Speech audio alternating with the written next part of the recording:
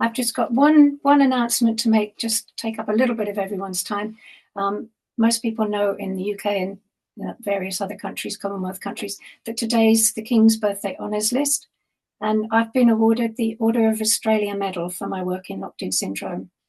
It's, as in the British honours system with the OBE and MBE, the Order of Australia is the highest and most prestigious system of honours to recognise Australian citizens. And I'm just stunned to have achieved it. I want to thank everybody that I've worked with over the years and all my friends and family who've supported and encouraged me. I wouldn't have got it without all of you. So part of it goes to all of you, and thank you very, very much. Thank you, thank you.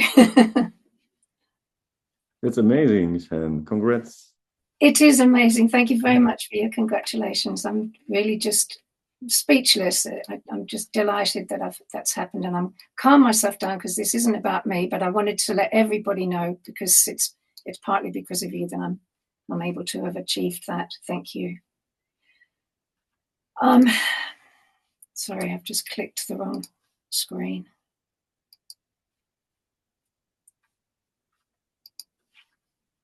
So we're now going to hear, to start today's conference, we're going to listen to a song by a woman called Marie-Therese Khan. In June 1994, the 9th of June started like any other day for Marie-Therese Khan. She's from Dubbo in northwest New South Wales, Australia.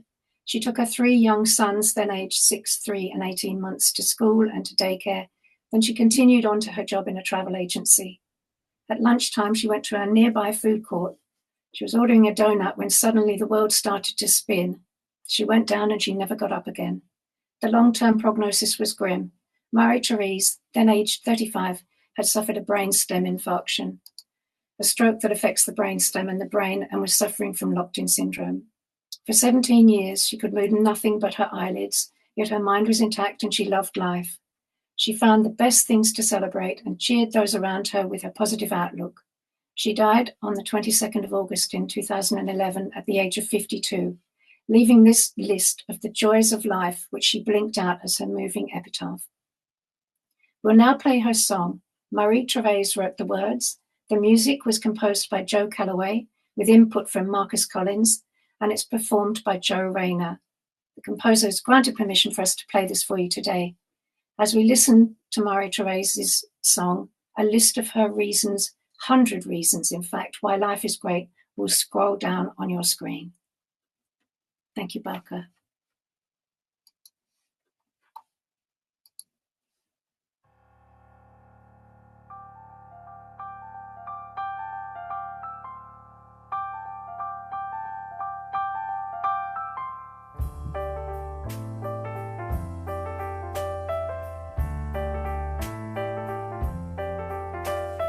Once I had it all, but it was swept away.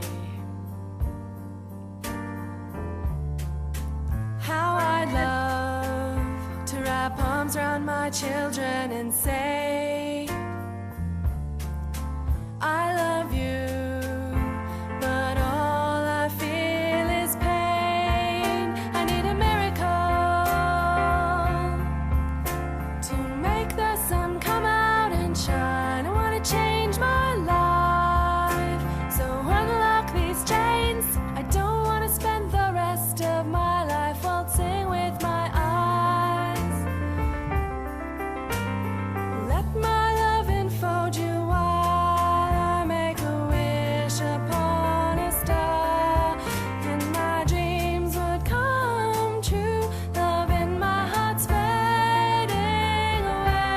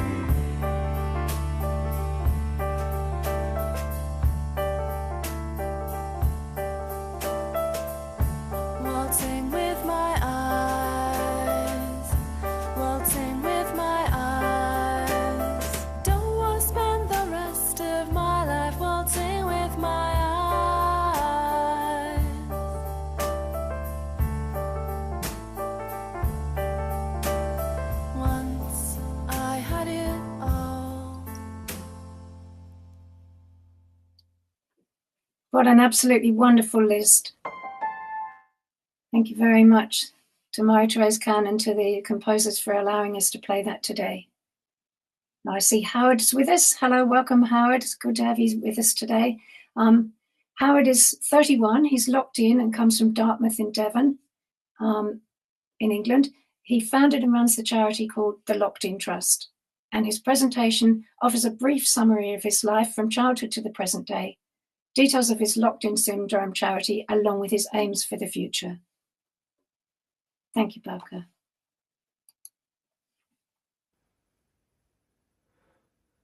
Hello, everyone. Before I begin, I just want to apologize for the voice on my computer. It sounds quite loud and strict. It's nothing like how I would sound in reality, but it's the only English voice I have available. So, let's begin. Growing up in my early years, my life was healthy, social, and active. I was very spurty, outgoing, and always surrounded by people. I had a strong circle of friends, went to parties, held jobs, and spent my time going on adventures with them. Life felt full. At that time, when things started to become more intense in school, my goal in life was to become an architect. I wasn't far enough along in my education to study it directly, so I chose subjects that I felt connected to the path, like media, graphics, and art. They gave me a way to build creative skills and think visually, which I knew would be important. I also took tech sport as an alternative avenue, something I could fall back on if the architectural route didn't work out. Sport was a big part of who I was anyway, so it made sense to keep the door open while I explored my main ambition. When I was 16, it was 2011, coming to the end of the Halloween half-term. I had just come off a busy weekend, a birthday party on the Saturday and a football match on the Sunday. I remember I was actually feeling really excited to go back to school and see my friends again after the break. In the morning, my mum came in for her habitual wake me up before she left for work. I slowly got up, put some music on, and stepped into the shower like any normal day. I stepped out, and suddenly snap. My upper body starts shaking uncontrollably and violently. I rigidly wobbled into my bedroom and looked at myself in the mirror, clutching my head with absolute fear, trying to steady myself, trying to understand what was happening. I gradually started to collapse, so I quickly grabbed my phone from the music dock and tried to dial 999, but I was too late to press call. My body went rigid and numb. I could feel it spreading rapidly through me. I laid on the floor, cold, naked, struggling to breathe, for around 9 hours before my parents came home from work and found me just about hanging on. They called an ambulance and I was taken to hospital. When I woke up in hospital, I didn't think I had survived. The doctors were carrying out pain tests, waiting for some kind of response from me, but I obviously couldn't give one easily. This happened for a while. I genuinely believed I was in hell. It felt surreal, because every so often I would catch glimpses of my parents in my vision between the tests, which only added to my confusion. The figures around me didn't feel human. They felt like something my mind had created, like demons and angels. A few days later, after it was finally realized I was conscious, I was moved on to a ward. I soon learned to communicate, and before anything else, I asked to hear my own heartbeat, just to make sure everything I'm experiencing is real. That was the moment it hit me, deep and hard. For a brief second, I was thankful to be alive. But bloody hell, it didn't sink in straight away. It took days, then months, then years, to truly comprehend everything. It wasn't about understanding. I was just a boy. I couldn't digest it all at once. That led to many moments of grief. It still does, even now. I get constant reminders. It isn't getting any less frustrating as I get older, it's actually getting worse, because more opportunities to engage and participate keep revealing themselves. The more I see, the more I feel what I'm missing, and the gap becomes harder to ignore. It's like life keeps opening new doors in front of me, but I can't walk through them in the way I want to. Sorry, I've digressed. I was in Plymouth's Derriford Hospital for around 4 weeks before being transferred to a more specialized unit for rheumatic diseases in Bath. I spent about 8 months there in rehabilitation before moving back down to a rehabilitation care home in Plymouth, where I stayed for 2 years. Then, in March 2015, I moved back to my beloved hometown of Kingsbridge. For the first few years, I had a strong, prepared team around me. I acquired a cat called Mufasa, which felt like a big step at the time. He gave me a sense of companionship and responsibility that I really needed. I also went on a few road trips with my carers. Things were going well, and for a while, it felt like I had found a rhythm to life again. But as the years passed and staff came and went, I started to notice things started to slowly change. There wasn't an immediate change. Standards began to drop. Trust throughout the team became weaker. The honesty wasn't as strong. I hated that inconsistency and the constant unease that came with it. When the people around you are always changing radically, the level of care will never be steady. It gave this feeling of instability that's hard to ignore. The future didn't look good for me, and deep down I knew it was only heading in one direction. I could see it getting worse rather than better. I reached a point where I didn't want to live anymore. This thought didn't come out of nowhere. It built up over time from that feeling of losing control and uncertainty. But I had Mufasa, and that really mattered to me. I couldn't just leave him here. That responsibility I had, as simple as it might sound to others, grounded me and kept me here. I started reflecting more deeply. I began thinking intently to myself, really working through what I could actually do while I'm here, instead of focusing only on getting better myself. I went over everything, my situation, my limits, my options, and what any of it could mean. That's when something huge became clear. I needed to stop focusing purely on myself and start thinking about how I could help others like me and those in similar positions. This realization became a massive turning point for me. What once felt like a damning and uncertain future started to finally take shape. I could see direction. I understood that I could do something genuinely valuable for the world, something not many others could do, help people who suffer like I do, using my experience in a way that helps others. From that day forward, I had a plan. I decided I was going to create a charity that helps people like me live better, more enriched lives. I called it the Locked-In Trust, a charity built to protect people from going through the intense hardship I faced, and a system that provides clear guidance and fast access to the best information and equipment by day 20, not day 3000, like it was for me and my parents. The website is lockedintrust.org. At the same time, as I began bringing my charity to life, I knew I could no longer ignore my own situation. My care had continued to decline, and it was becoming unbearable. I couldn't build something meaningful for others while remaining stuck in something that was breaking me. That's when I had the idea of looking into private care. I'd heard through a friend that it puts a lot of responsibility on you, but in return, you gain full control. Which sounded exactly what I needed.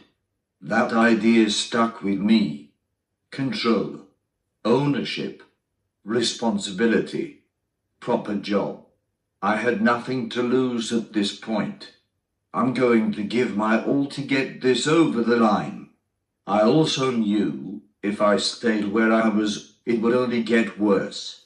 But if I took the risk, there was at least a chance I could build something better. And more importantly, I trusted myself. I trusted my judgment and backed myself. I made the decision. I committed all of my remaining personal funds to hire a personal assistant to help me push this forward and get everything properly set up.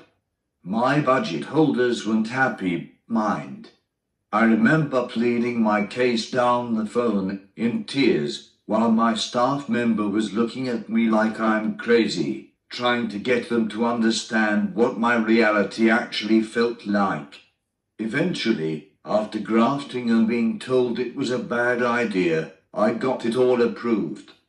To everyone else, I must have looked like I was punching above my weight. I understood their reluctance, but I had faith and will on my side, so I backed myself completely. I was granted 6 months' wages by my budget holders for a personal assistant to help me transition into a private personal health budget. 6 months didn't seem like long, but it was all I had to make it happen. Over those 6 months, Emma and I worked through everything I needed and got everything I desired approved. A set amount was allocated to me through the National Health Service portal, so everything was transparent, controlled, and clearly accounted for. I decided to call my team Wix Enterprise.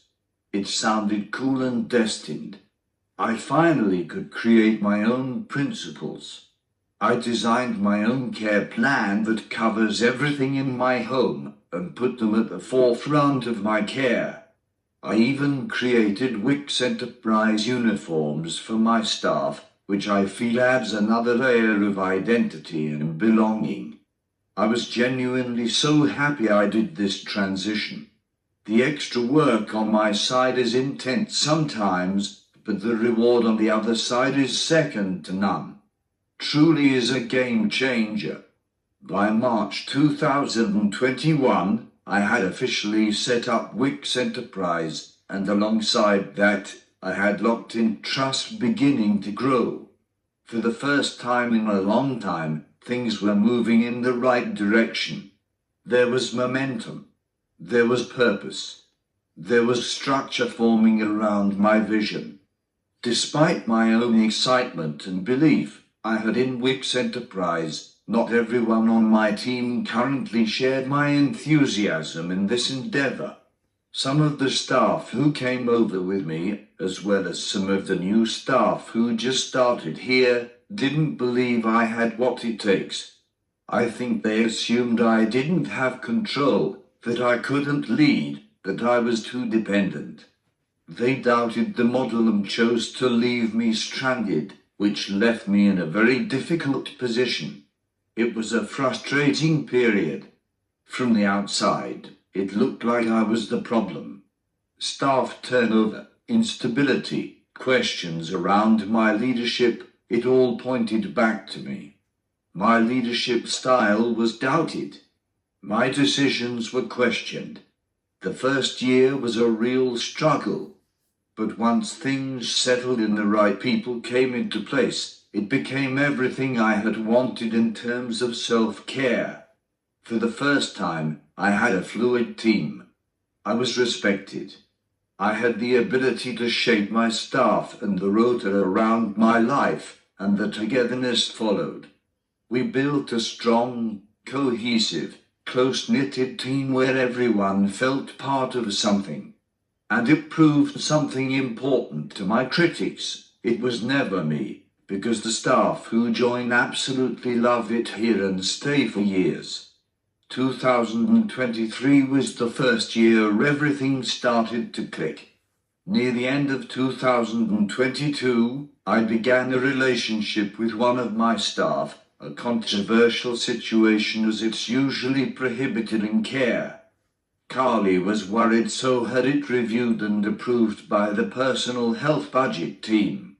As it was my care team and I was clearly mentally sound, they verified it. That was a real eureka moment for us, as you can imagine. That year, everything finally felt fixed and stable. There was a calmness to life that I hadn't experienced before, a sense of stability where I could actually breathe and think without constantly anticipating a problem around the corner. For once, I had no worries hanging over me. I remember having a very clear thought: this moment isn't going to last forever. Nothing ever does. And instead of fearing that, I chose to use it. That's when I decided it was time to start the book I'd always wanted to write about my journey. It had been on my mind for years, something I knew I needed to do. I didn't overthink it, I just started. From that day forward, I set myself a simple, consistent goal, at least a paragraph a day. Steady progress day by day. I estimated how many paragraphs it would take in my head and wrote a countdown on my whiteboard, which I also knew would intrinsically give me incentive to get it done. Sometimes my team leader and I would often drive to the beach. There's something about being by the sea, the openness, the sound, the rhythm of it, that allows your mind to settle and reflect properly. It gave me a space to ruminate, to revisit memories deeper, and to put them into words. Having a good scene really does make a difference when writing. It almost pulls the thoughts out of you. Later in the year, I went on a cruise around the Mediterranean with Carly and two of my life auxiliaries. That trip was genuinely so surreal and dreamy. It wasn't just the destinations or the weather around the Med that did it, although both were amazing. It was the freedom on the ship. Cruises are surprisingly well designed for wheelchairs, and after years of struggling to find places that are properly accessible for me, it felt otherworldly. Carly and I loved it. The warmth, the views, the atmosphere, it all just worked. I spent time out on the deck some of the time, taking everything in while continuing to write some of my book. I finished the book in late 2024 and got it published through a reputable worldwide platform. It's now available with retailers across the world, including Amazon, Waterstones, Booktopia, Walmart and many others. It's called Facing the Depths of Adversity. All formats are available except audiobook. A few months later, Carly and I welcomed a baby girl into the world, Joey Jane Wicks, named after our beloved mothers. She has been an absolute joy. It's been 18 months and, while it has been heartwarmingly wonderful, it has also been very tough not being a hands-on father. I'm hyper-aware. My mind goes into overdrive watching her near danger and not being able to instinctively reach out to help or stop her. That part is genuinely heartbreaking, especially when she follows through and touches or walks into something risky. I'm constantly saying to Carly or my auxiliaries, watch her, because I can't physically step in. But aside from that, it's going really well. Carly is remarkable, managing everything she does while juggling life with me, the kids, and the farm. She lives on a farm. The connection I'm building with Joey is amazing. She sits on my lap, plays with my facial features, looks at me when I click to get attention, and she's even started wiping my mouth when I dribble. It's been absolutely incredible. Now I'm excited for us to keep growing together as a family. At the same time, I'm growing my charity, the Locked-In Trust, to empower individuals with locked-in syndrome and pursuing my other dream in building and expanding Wick's enterprise so we can support more people with disabilities living at home, not just people with locked-in syndrome. One last thing to add today, sorry I'm rabbiting on. In December 2025, I was fortunate enough to be selected as one of the first Brits to trial the new Neuralink-BCI chip founded by Elon Musk in the United States. Unfortunately, it didn't go according to plan. Some degradation occurred and the connection to the chip was significantly reduced, meaning it no longer worked at all. Which is kinda crazy, seeming as I've been the only one not to work in like 24 people. It hit me hard. I was very dejected and it was a difficult period mentally. But I understand that as a pioneer, part of my role is to uncover the problems so everyone can learn from them. I'm not letting it dampen my spirits. 6 months later, the Neuralink team have kindly offered me a replacement chip for my broken one, scheduled for this month in London, which will be a palaver, I'm sure. Was it a hard decision? No. I know I have a wonderful family and it is a massive life-changing step. But I have a lot riding on this. It would benefit my family in many ways. It would amplify my initiatives. It would help me grow as a social media influencer, support me in writing more books, speeches, and talks. It would also speed up my communication. There are many more reasons, honestly enough, to fill an essay. Am I nervous? Less than last time. 1, I understand the whole process now, and 2, I'm not expecting it to work great afterwards. There's a bit of excitement, but I'm not counting on anything. Everything is possible, just at a very slow pace. And that concludes my summary of my life. I have an author website at howardwicks.com, which shares more about me and is linked to my other 2 websites. I also plan to show a mini documentary today, but it's quite long and I didn't have time. That's available on my website too. But if there's one thing I want you to take away from everything I've said today, it's this. I may have lost control of my body, but I didn't lose control of my direction. There were points where I could have given up, where it would have been easier to just stop. But instead, I chose to build something from it. Not just for myself, but for others who might one day find themselves in a position like mine. And that's what I believe really matters. It's not what happens to you, but what you choose to do with it. Thank you for having me and for giving me the opportunity to tell my story, Shannon, and everyone here.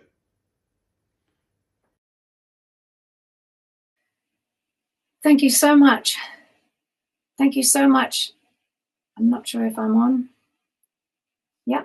Thank you so much, Howard. That was just deeply moving, a wonderful, wonderful presentation, and really informative for other people that would like to know more about how to deal with themselves or other people that they know, or care teams.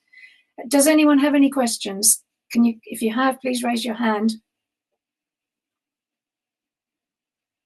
Howard's here, ready to answer.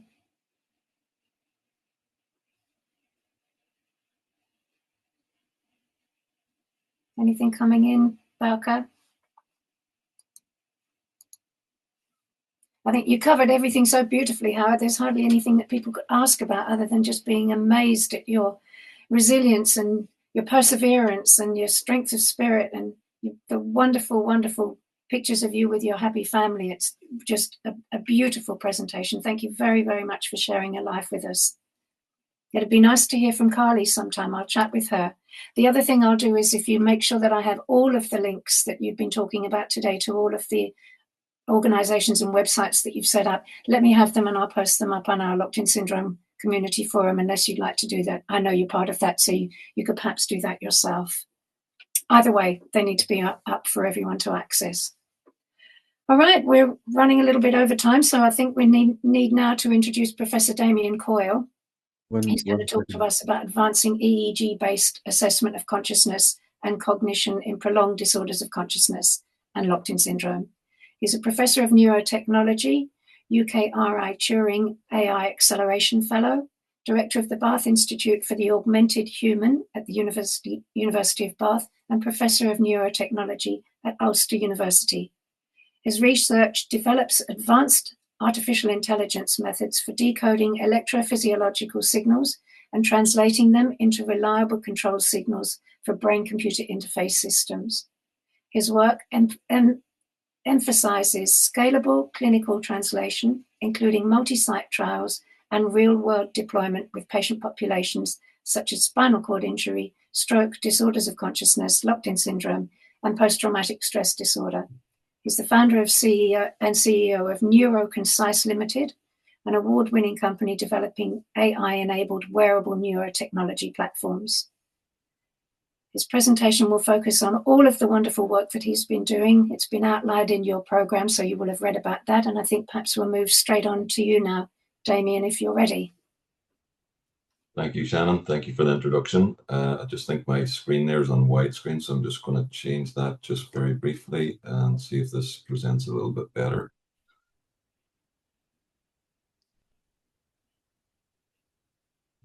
Is that any better now? I think it was on widescreen previously. I think you still are on widescreen on mine anyway. Okay, let me see. Sorry about this.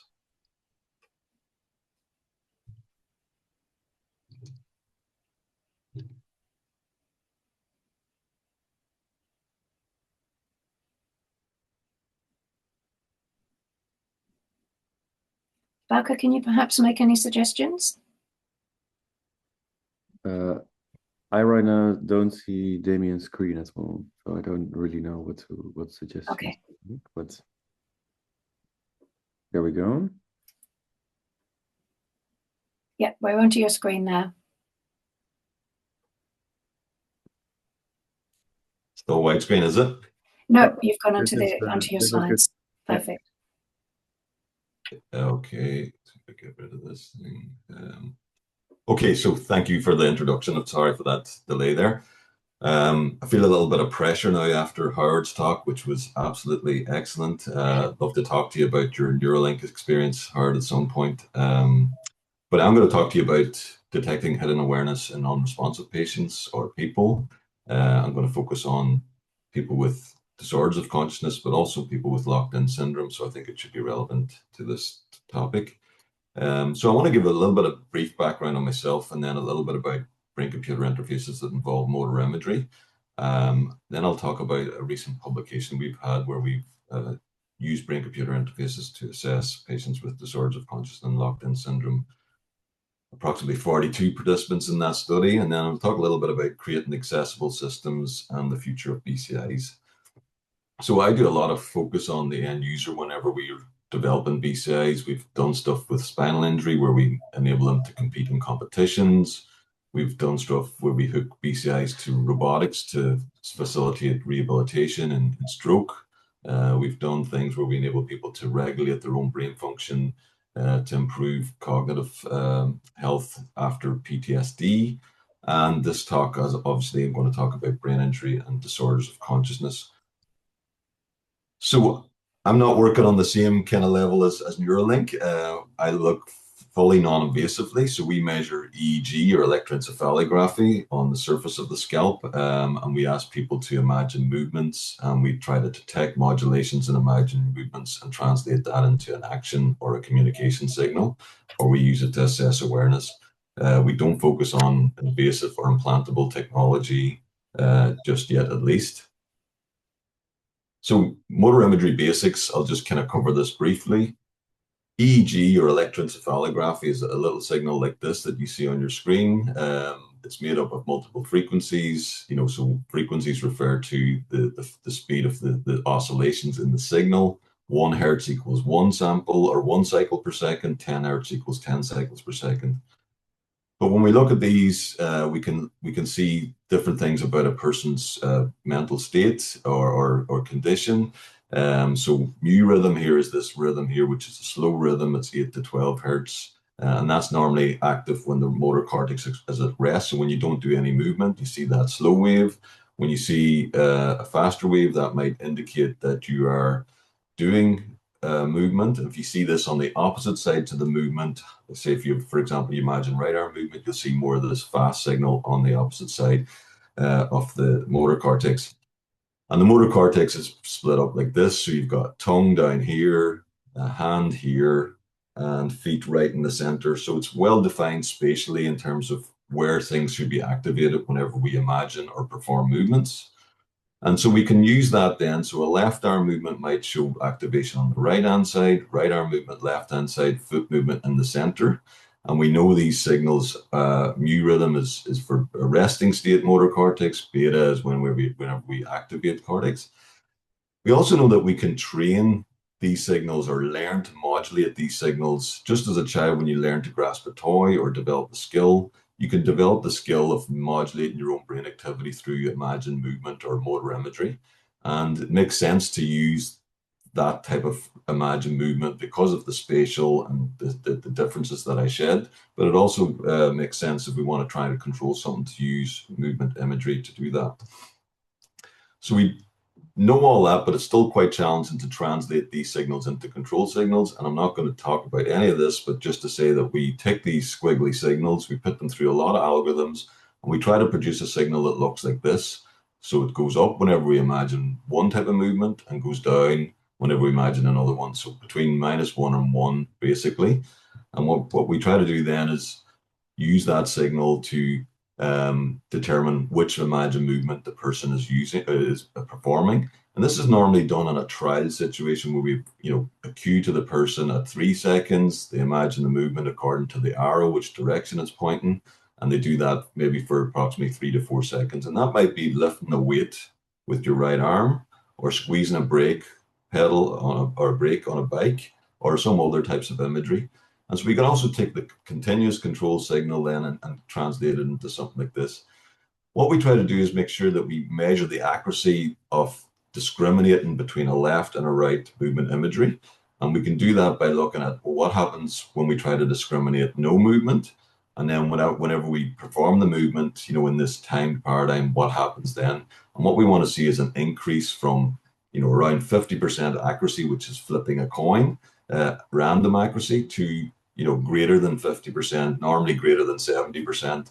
And what I really want to see is that a significant difference between baseline and when we imagine the movement. And that's quite important when we want to establish if the person really is engaging with the technology.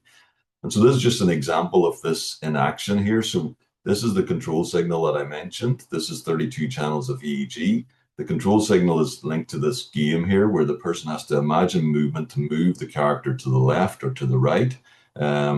And the objective of this game is to collect these spikes as they come up the axons, or these lights coming up these pipes, if you don't know about inside the brain. And the more you do this, the more you get better at it if you're learning from this feedback. And essentially, if you put yes here and no here, you could imagine movement to answer yes or no. That's the kind of concept.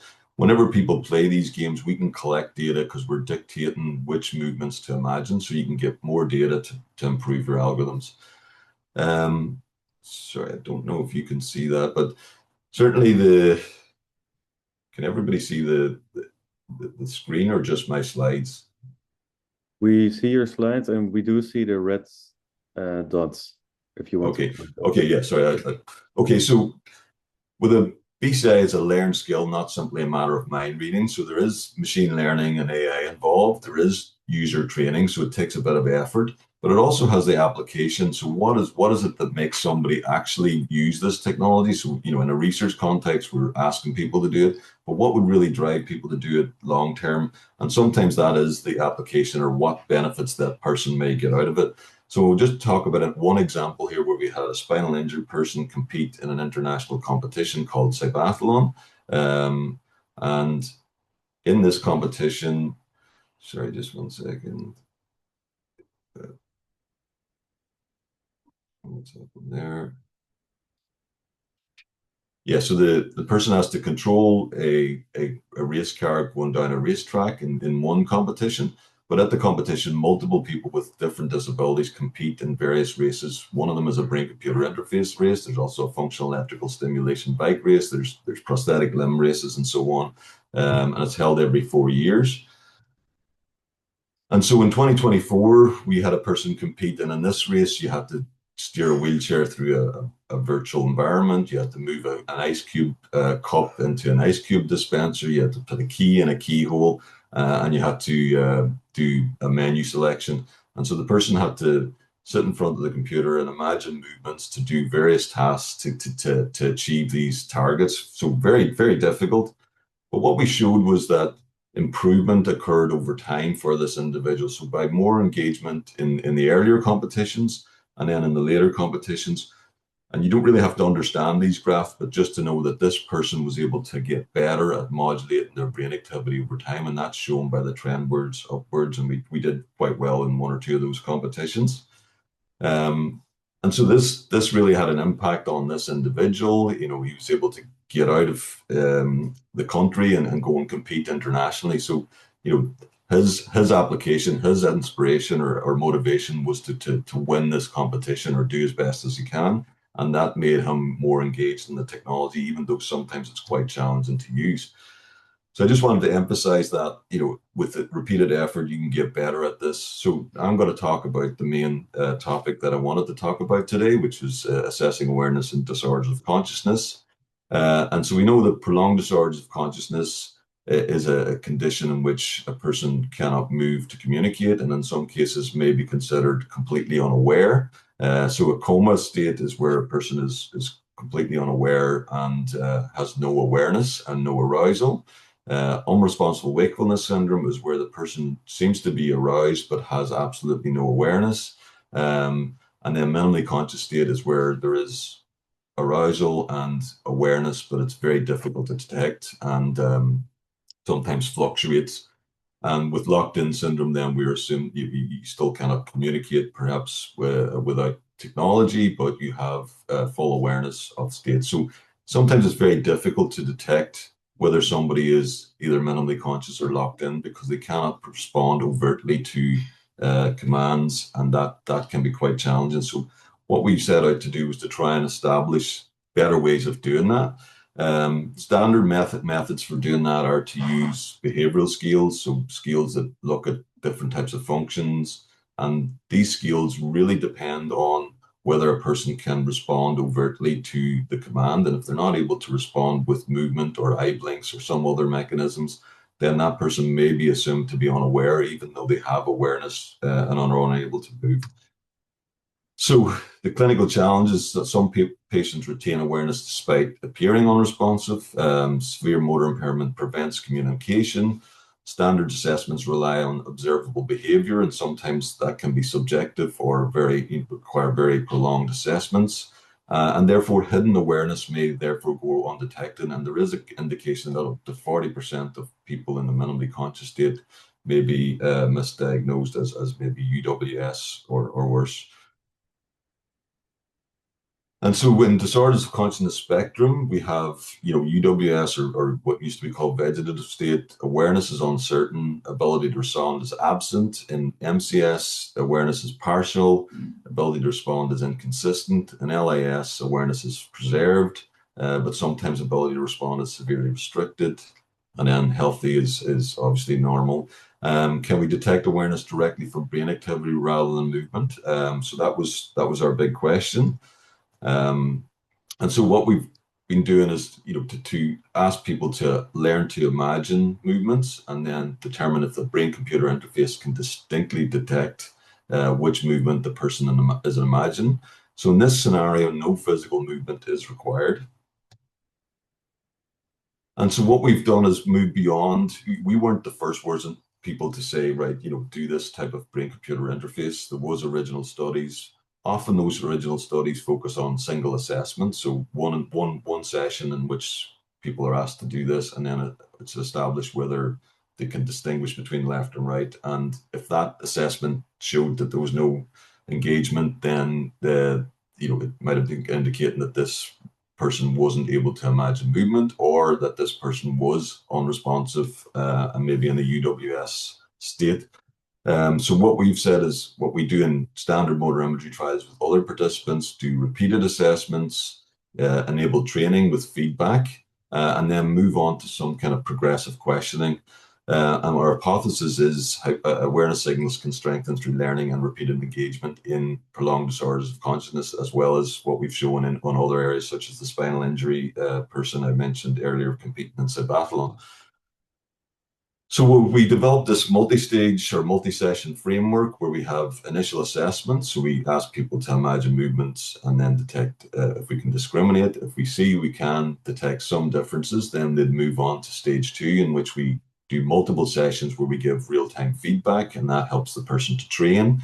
And then after 6 or 7 sessions, we move on to a question and answering assessment that allows us to kind of determine, on average, how well somebody can respond to different types of questions. And so the initial assessment may start like this. Every time you hear a beep, imagine that you're lifting your right or left hand. And then we'll do that maybe 30 beeps or 15 beeps in a row, and then we'll take a little break.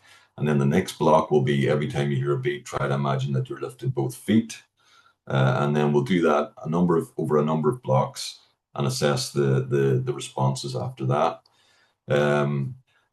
So training awareness signals, learning to control brain activity can be quite challenging, even for able-bodied, healthy participants. And so you need this kind of repeated practice, as I said.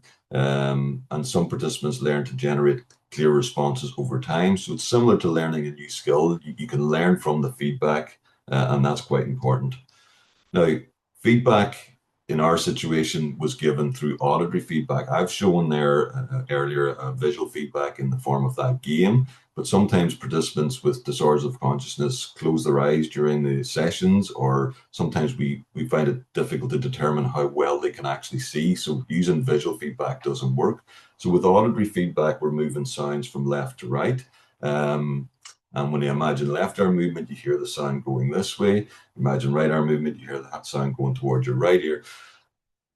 And we start with pink noise, which is easy to localize in space. So it's like an old broken TV, not very nice to listen to, but it enables us to hear very well where the sound is.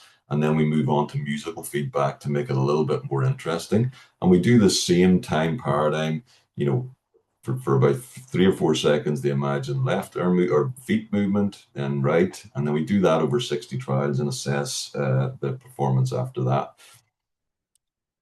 And so the idea is that we have this closed loop kind of scenario. Patient imagine movement, BCI detects the signal, audio feedback is provided, then the patient refines their strategy, and hopefully the signals become stronger and we're able to distinguish them more reliably then across sessions.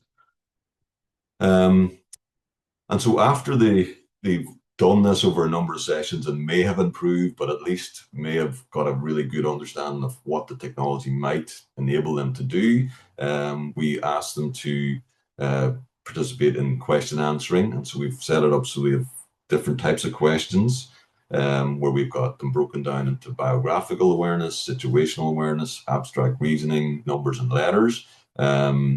And we basically say, to answer yes, imagine left arm movement, or to imagine no, imagine feet movement. And we basically sit down with the family member, make sure we have the correct yes, no responses for the questions. We ask the family member to read the questions aloud, so then we can record the family member speaking. And then the questions are played back in a familiar voice to the participant multiple times over a number of sessions. and they have to respond appropriately within those. So there's no open questions in this. It's a closed question scenario. We don't look at individual answers specifically. We're just looking at how well they respond. Can they get above chance level accuracies in saying yes or no to the group of questions? And then is there any differences across the different types of questions? And so again, that follows the same kind of trial-based protocol where you've got question and then a few seconds to respond, and then another question and a few seconds to respond. So we had 42 participants in this study, aged 17 to 73 years old, multiple NHS sites, and as well as that Irish-based clinical sites. We recruited from the PDOC and LIST populations, and we designed this for real-world clinical deployment. So we didn't restrict the environment. We went to patients' homes, we went to hospitals, we went to care homes, wherever the patient was, we went, all over the UK and Ireland. And I think Naomi's on the call, one of our trials managers who did a lot of this very difficult, traveling around the country, going to these sites. So what we found was that reliable brain responses were common. 31 of the 42 participants showed reliable intentional modulation of brain activity. 90% of these progressed to yes/no question, and brain responses became increasingly consistent across sessions for some participants. Sorry, somebody's just started a lawnmower here. 1 second. Sorry about that. So this is kind of the summary. We had 42 patients recruited, 14 UWS, 17 MCS, 11 LAS. 31 of those patients made it through to the neurofeedback sessions. And so that was 8 people out of 14 with UWS. And remember, UWS is where you're assumed to be completely unaware of your surroundings and unable to respond. 13 of the MCS and obviously 10 of the 11 LAS.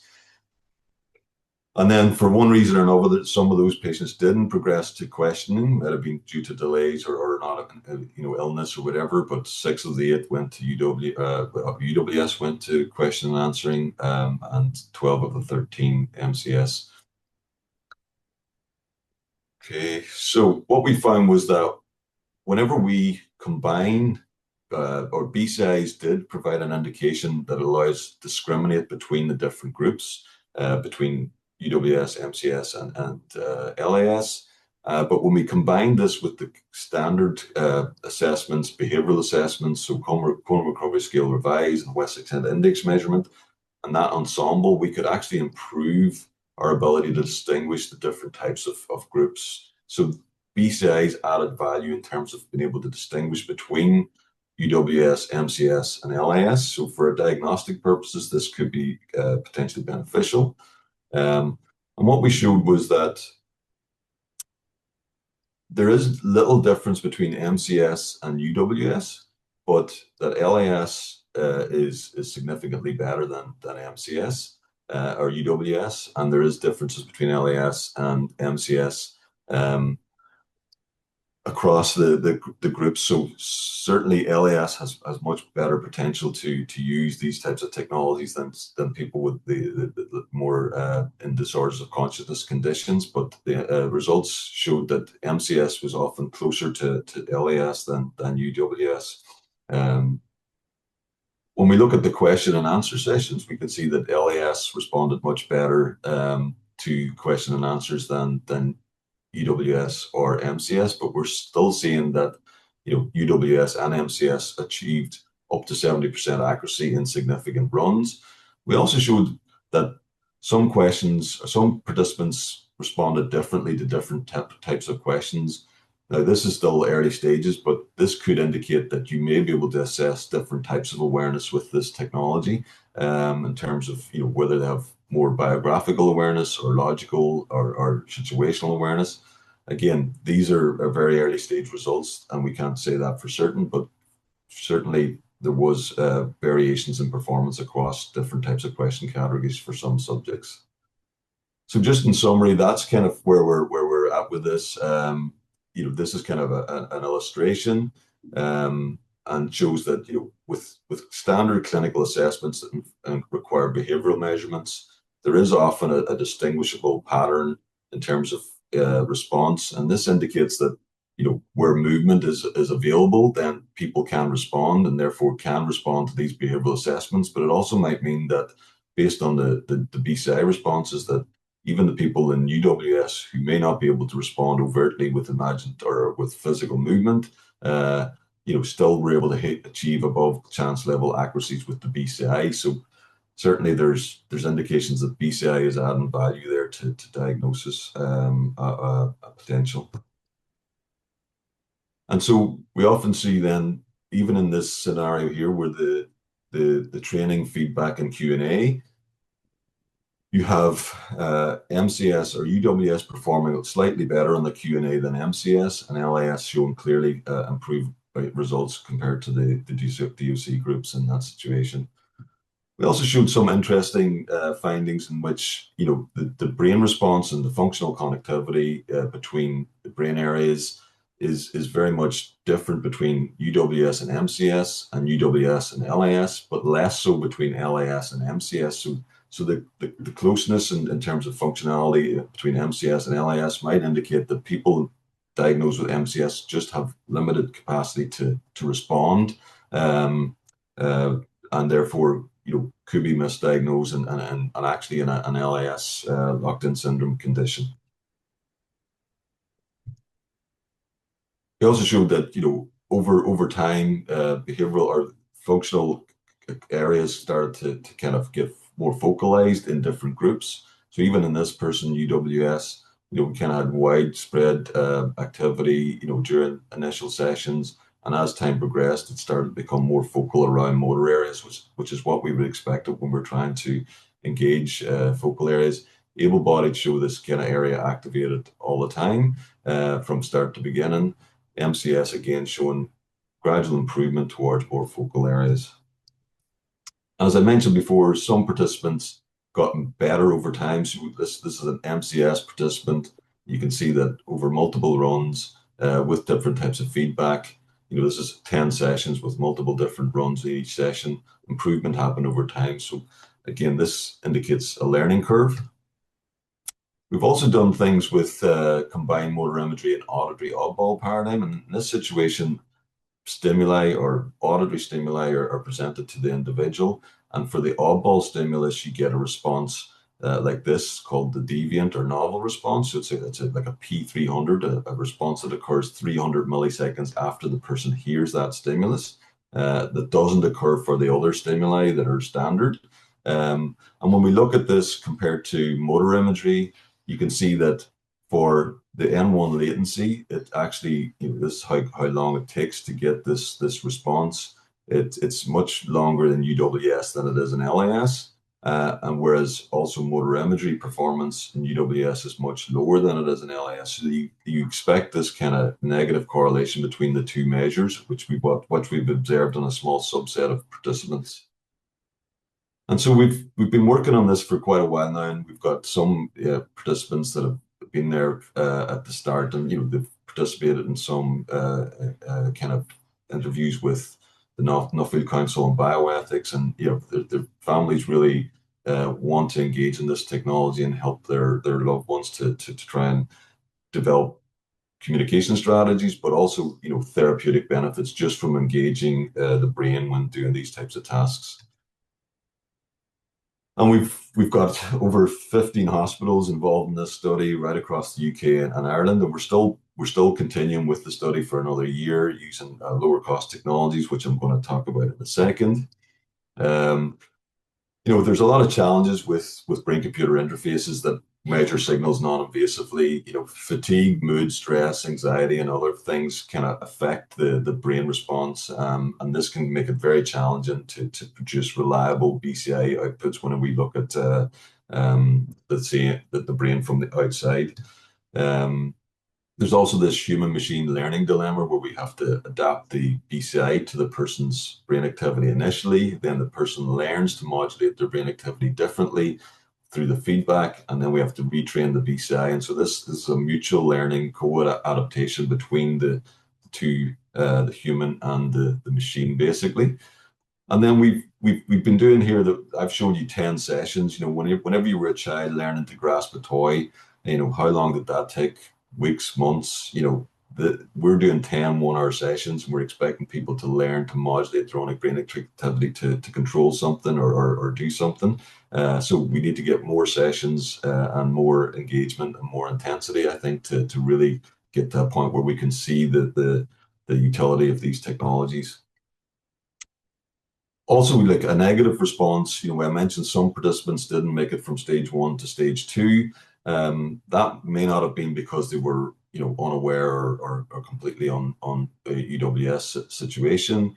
It may have been due to illness, or sometimes when we have movements or uncontrollable movements, you get noise in the data.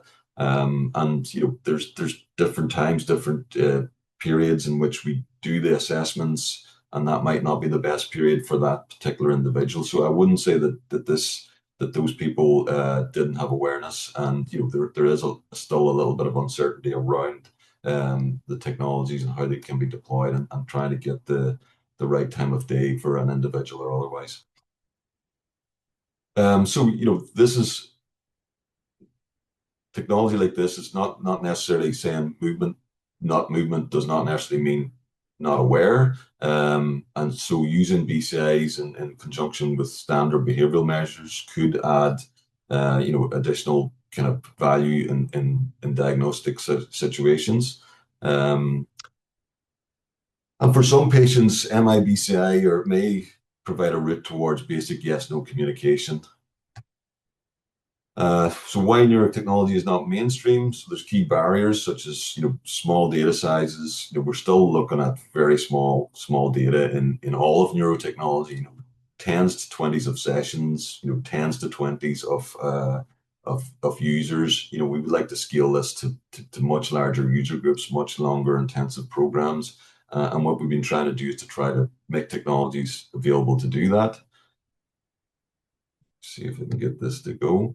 And so what we want to try to make is wearable technologies connected to tablets and smartphones, and that can be deployed anywhere: hospitals, rehabilitation units, care homes, or patients' homes.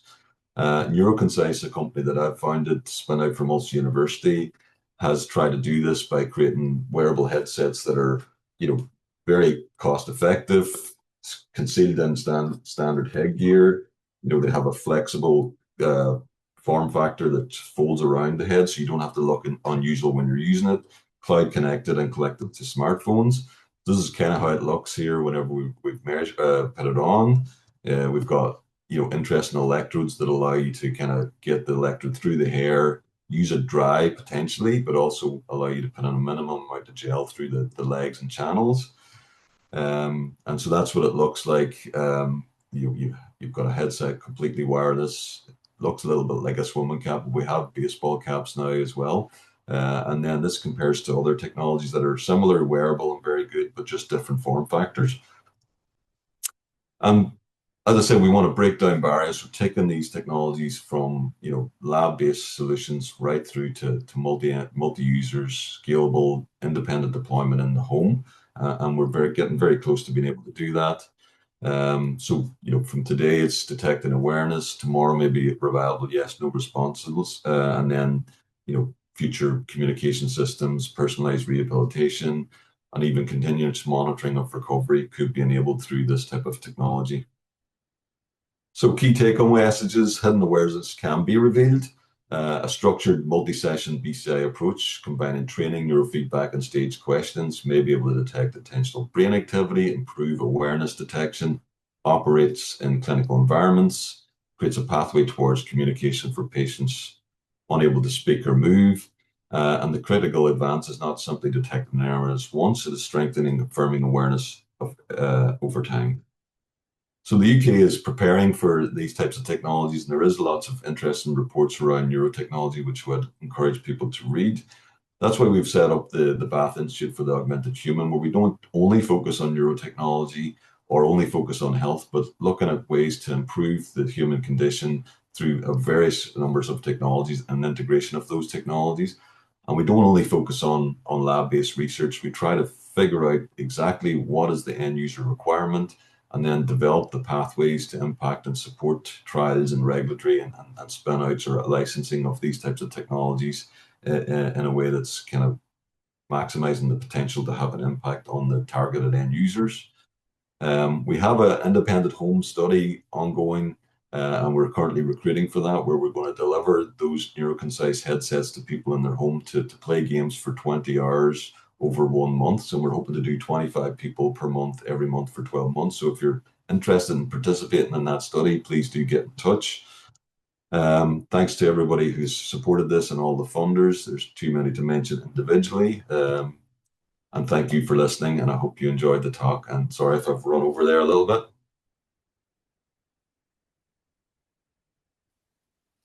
That was wonderful. Thank you very, very much, Damien. Do people have questions? You're getting lots and lots of cheers and claps. Thank you, everyone. We have a raised hand from David. Yeah, I was Hello, just going David. to ask about a question in your presentation. There's a difference in the consciousness between locked-in syndrome and normal consciousness with the phrase, and I just wondered how you would define that. Well, sorry, so like, apologies if I don't use the right terminology. No, it's absolutely fine. I don't mind. But I suppose what we've seen is that locked-in syndrome, haven't got very much differences in terms of consciousness or awareness compared to normal. It's just more difficult to communicate that. Yeah, and okay. Sometimes that can be difficult, and so difficult to communicate that a person may be, classified or diagnosed as minimally conscious, even though they're locked in.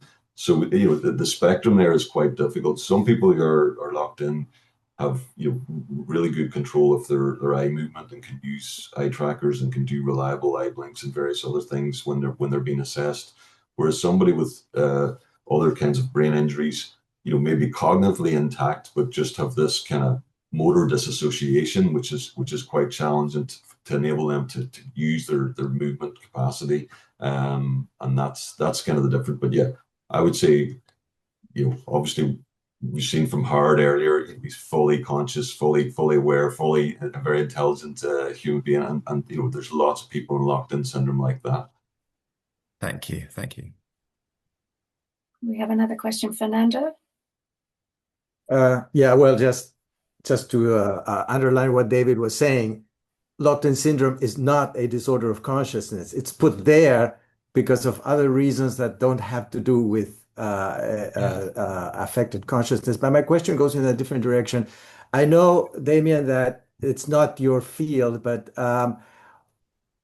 when you think about bioethical or ethical consequences of the kind of technology that you are studied and that you presented so usefully and clearly, do you see a difference between, let's say, that we're able to identify different types of memory?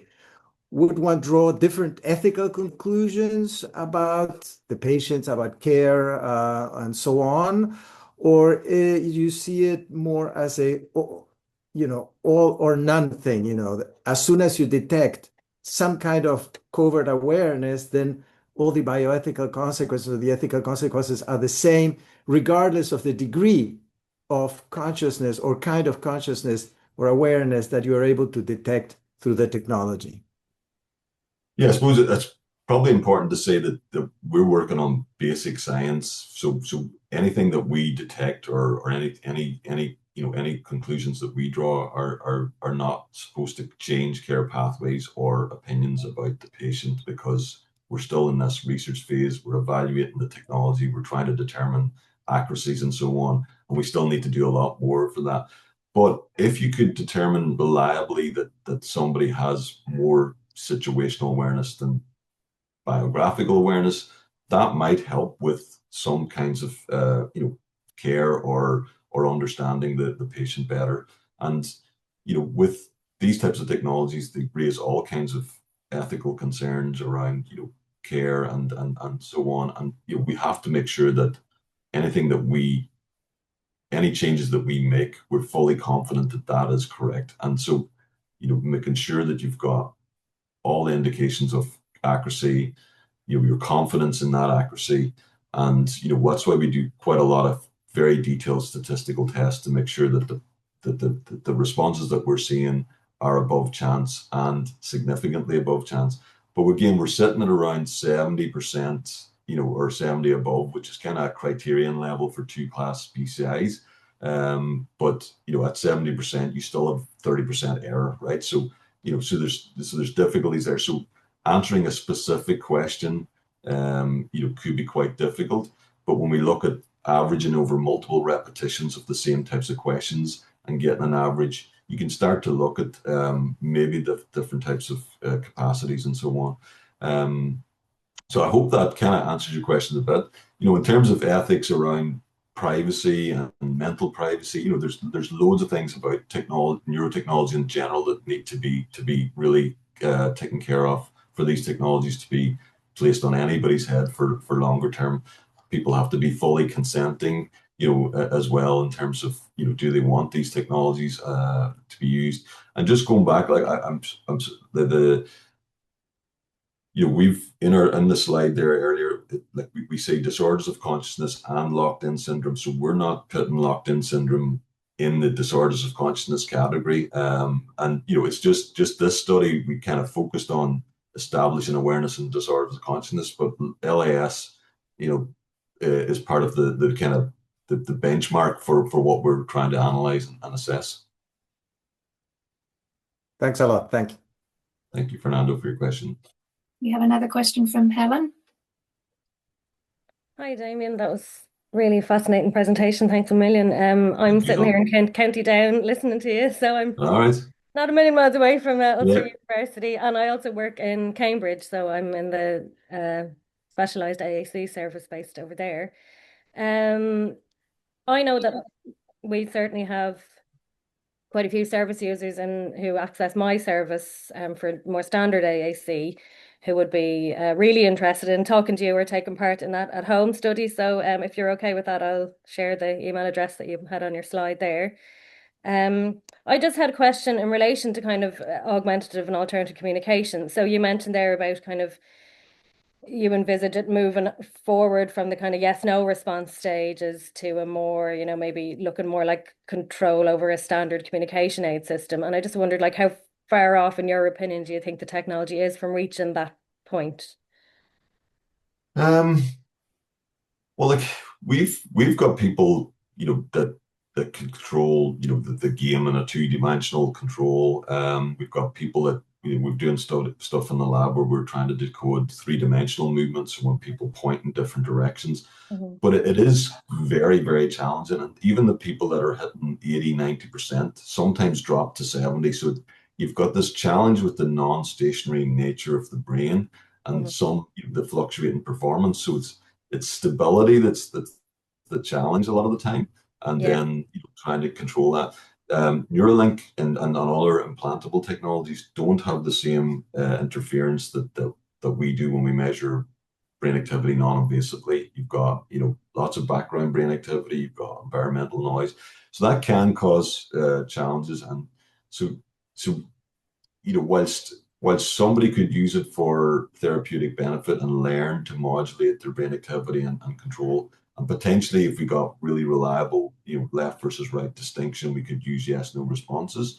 And you can break that down then into doing more kind of splitting up the alphabet or some useful AICC mechanisms where you just have binary control to get to your end response. I still think there's a bit to do there in terms of just making sure that the performance is reliable enough to do that.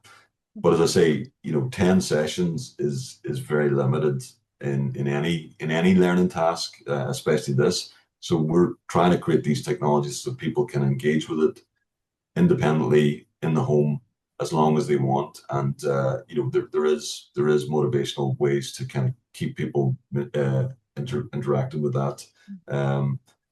So yeah, it's still quite challenging. There are technologies that work on different responses to brain-computer interface or motor imagery responses, where you have P300 spellers, for example, where the person just has to focus on different flashing stimuli and an alphabetical kind of layout, and they've been shown to be reasonably good for communication in locked-in syndrome and amyotrophic lateral sclerosis or motor neuron disease. But again, they require eye movement, control, and can be quite challenging. Again, with non-stationary variations in performance. So we're working on lots of stuff in the lab that's trying to improve this, looking at better AI, better stability, and we're hopeful that can be produce better technologies. Trying to get technologies into the home and people using them independently will also produce more data that will allow us to assess time of day, other types of states and traits of the user, so you can kind of combine multimodal data to figure out what types of algorithms work better in the morning for this individual compared to the evening. And so there's a lot to do in terms of just looking at improving an understanding of where fluctuations occur in that user's performance on a day-to-day basis, and trying to develop tools and techniques to counteract that. So going back to your question. Sorry, go ahead, Shan. Yeah.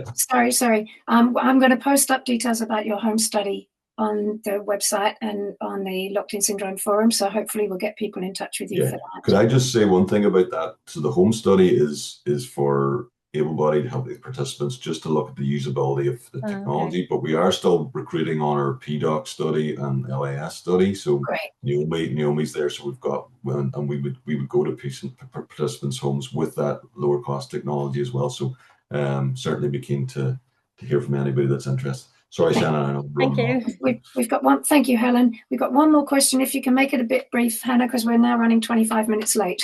But let's go to Hannah. Barker, are you there? I'm here. Yeah, I'm not sure if Hannah can speak, so I can also read the question out loud from the chats. Thank you.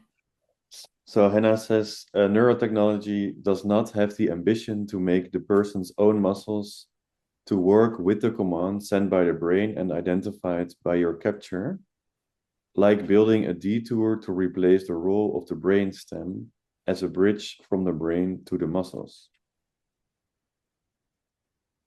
Yes, certainly. Like we're aiming to create a movement independent response, so you don't need to be able to control your muscles to be able to use a BCI. That is the main thing about BCIs. Like, if you've got movement, then BCI mightn't add much value, but if you've got no movement, BCIs may be the only option, and that's what we're working towards. Thank you, Damien. Thank you for your question, Hannah. I had a whole list of questions for you, Damien, but you've gone through everything gradually through the slides. You covered everything that I was going to ask. I'm just delighted that something that's going to be a more affordable diagnostic tool is on its way, particularly for countries that have very little funding in their healthcare systems. It's just going to be a real game changer, stupid word, but a real game changer. Thank you so much for the work you're putting in for that. Thank you, Shannon. Thanks, everyone. Been lovely having you with us. Thank you. Now we'll move on. We are running about 25 minutes late, but we're moving on now to Katalin Faradi, who's going to give us a talk about her and her partner, Kares, from Hungary. Katalin lives in Hungary and worked previously in international studies, financial institution security, and fraud prevention. A high-paced, stressful work environment. Her life partner for 23 years, Kares, suffered a brainstem stroke on the 18th of April 2025, resulting in locked-in syndrome. For Katalin and Kares, their relationship meant love, stability, safety, support, warmth, happiness, and balance. They lived together 24/7 and for the past 5 years worked on their air conditioning repair business. By choice, they had no children. Katalin was by Kares' side in hospital every day for 7 months, arranging the best available therapy and care for him until his untimely premature death. Close relatives and friends provide great emotional support during her ongoing painful grieving process. Katalin, I'll now hand over to you to give us your presentation. Thank you. Hello, everyone. I'm very happy to be here and for the opportunity to present our story. Unfortunately, it is only me since Kares has passed end of last year. So this is my first Zoom meeting, so I will try to, as Shannon has mentioned to me, you have almost no knowledge of how the healthcare system and the treatment of LIS patients work in Central Europe. or in Hungary or even in Eastern Europe. As a context, I would like to tell you that so the Hungarian and Eastern European healthcare system is famously known for being in a terrible shape. So that's why I wanted to let you know how things work around our area. And we can move on to the next slide, please. Thank you. So this is just the agenda I will be going through. We can skip this. Thank you.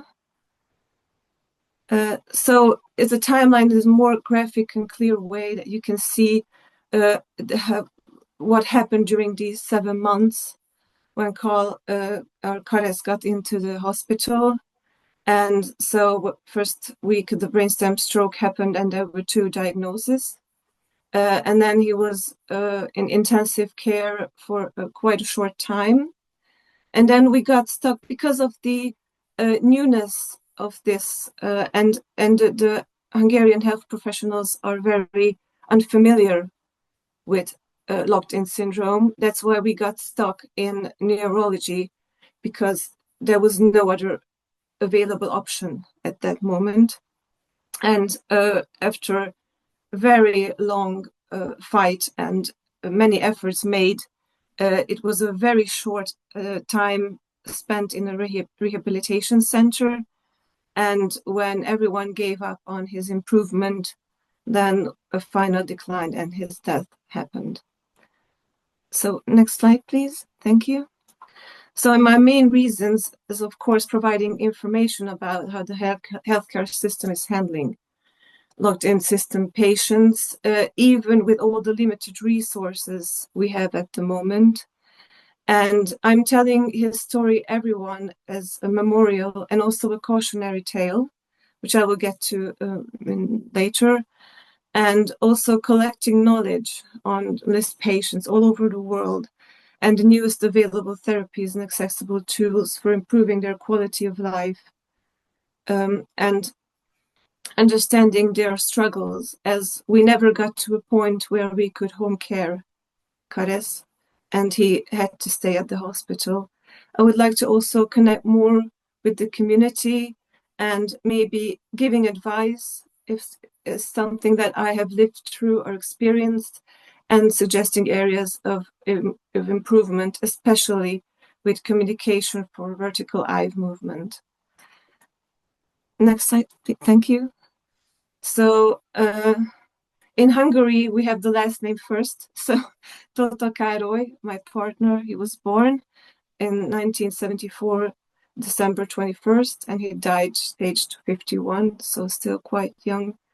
And for brainstem stroke, he suffered it quite late in his life, as it's usually happened to under 40s. And he was an IT engineer, system administrator, and certified AC technician. And you could see from his hobbies and from his personal qualities, he was a very strong, great man who loved sports, loved the outdoors, and he was a great support in my life and the love of my life. So yes, next slide, please. Thank you. So as I mentioned, the night before the stroke is something that I always tell as a cautionary tale and explain people the atypical symptoms, because just recently I was in a first aid education, and they told us all the typical symptoms, and none of the ones I have here, Kares symptoms, were mentioned as an indication for stroke.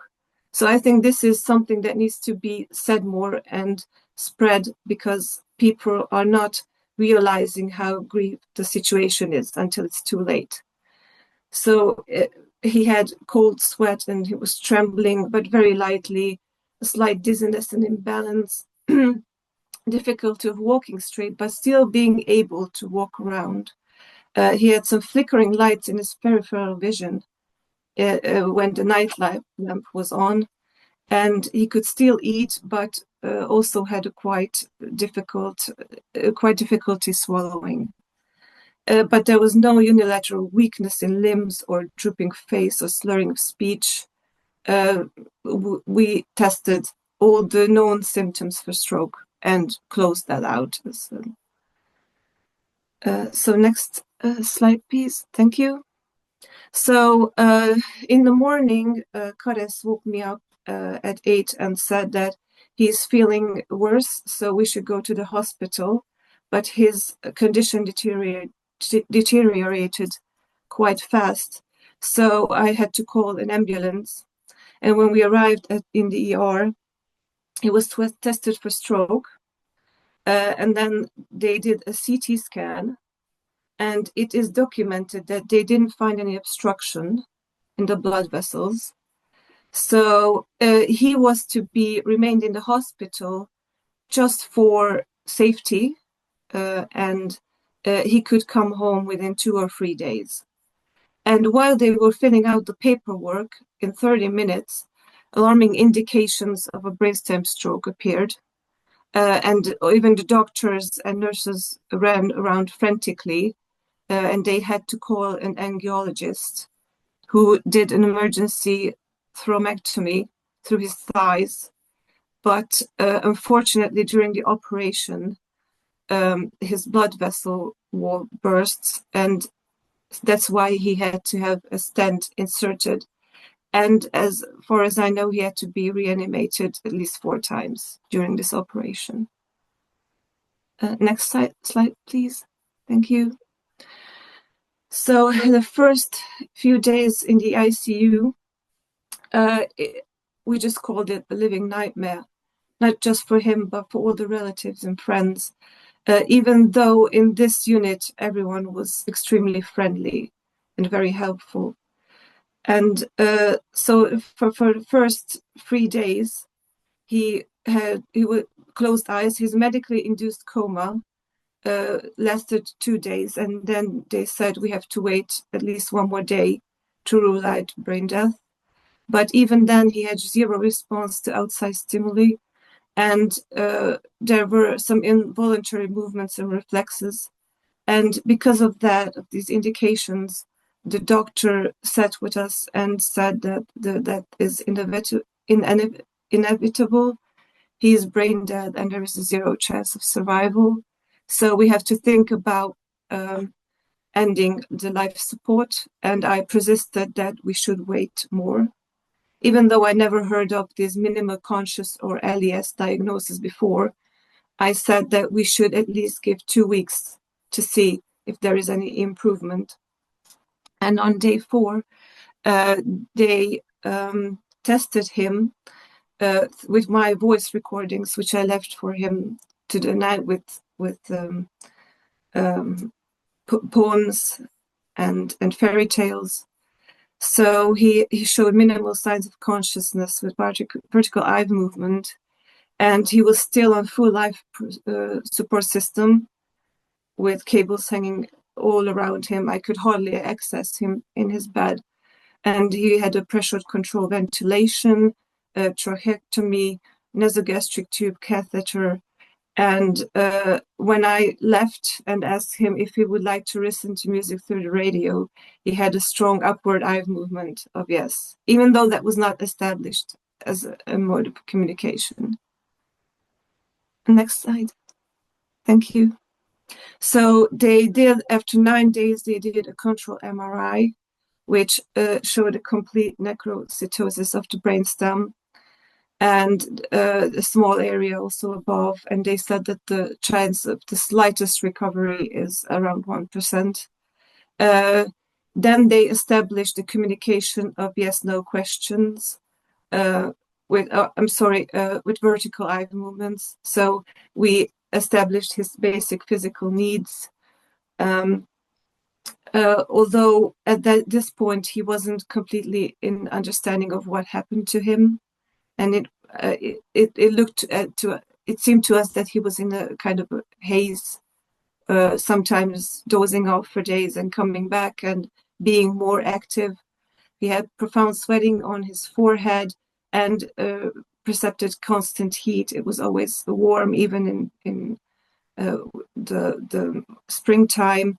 He had pain in his lower extremities, and slightly in the first few weeks, micro movements appeared, which gave us some hope, like his head tilting right and left, his big toe wiggled, and then gradually all his toes wiggled a little bit on both of his feet.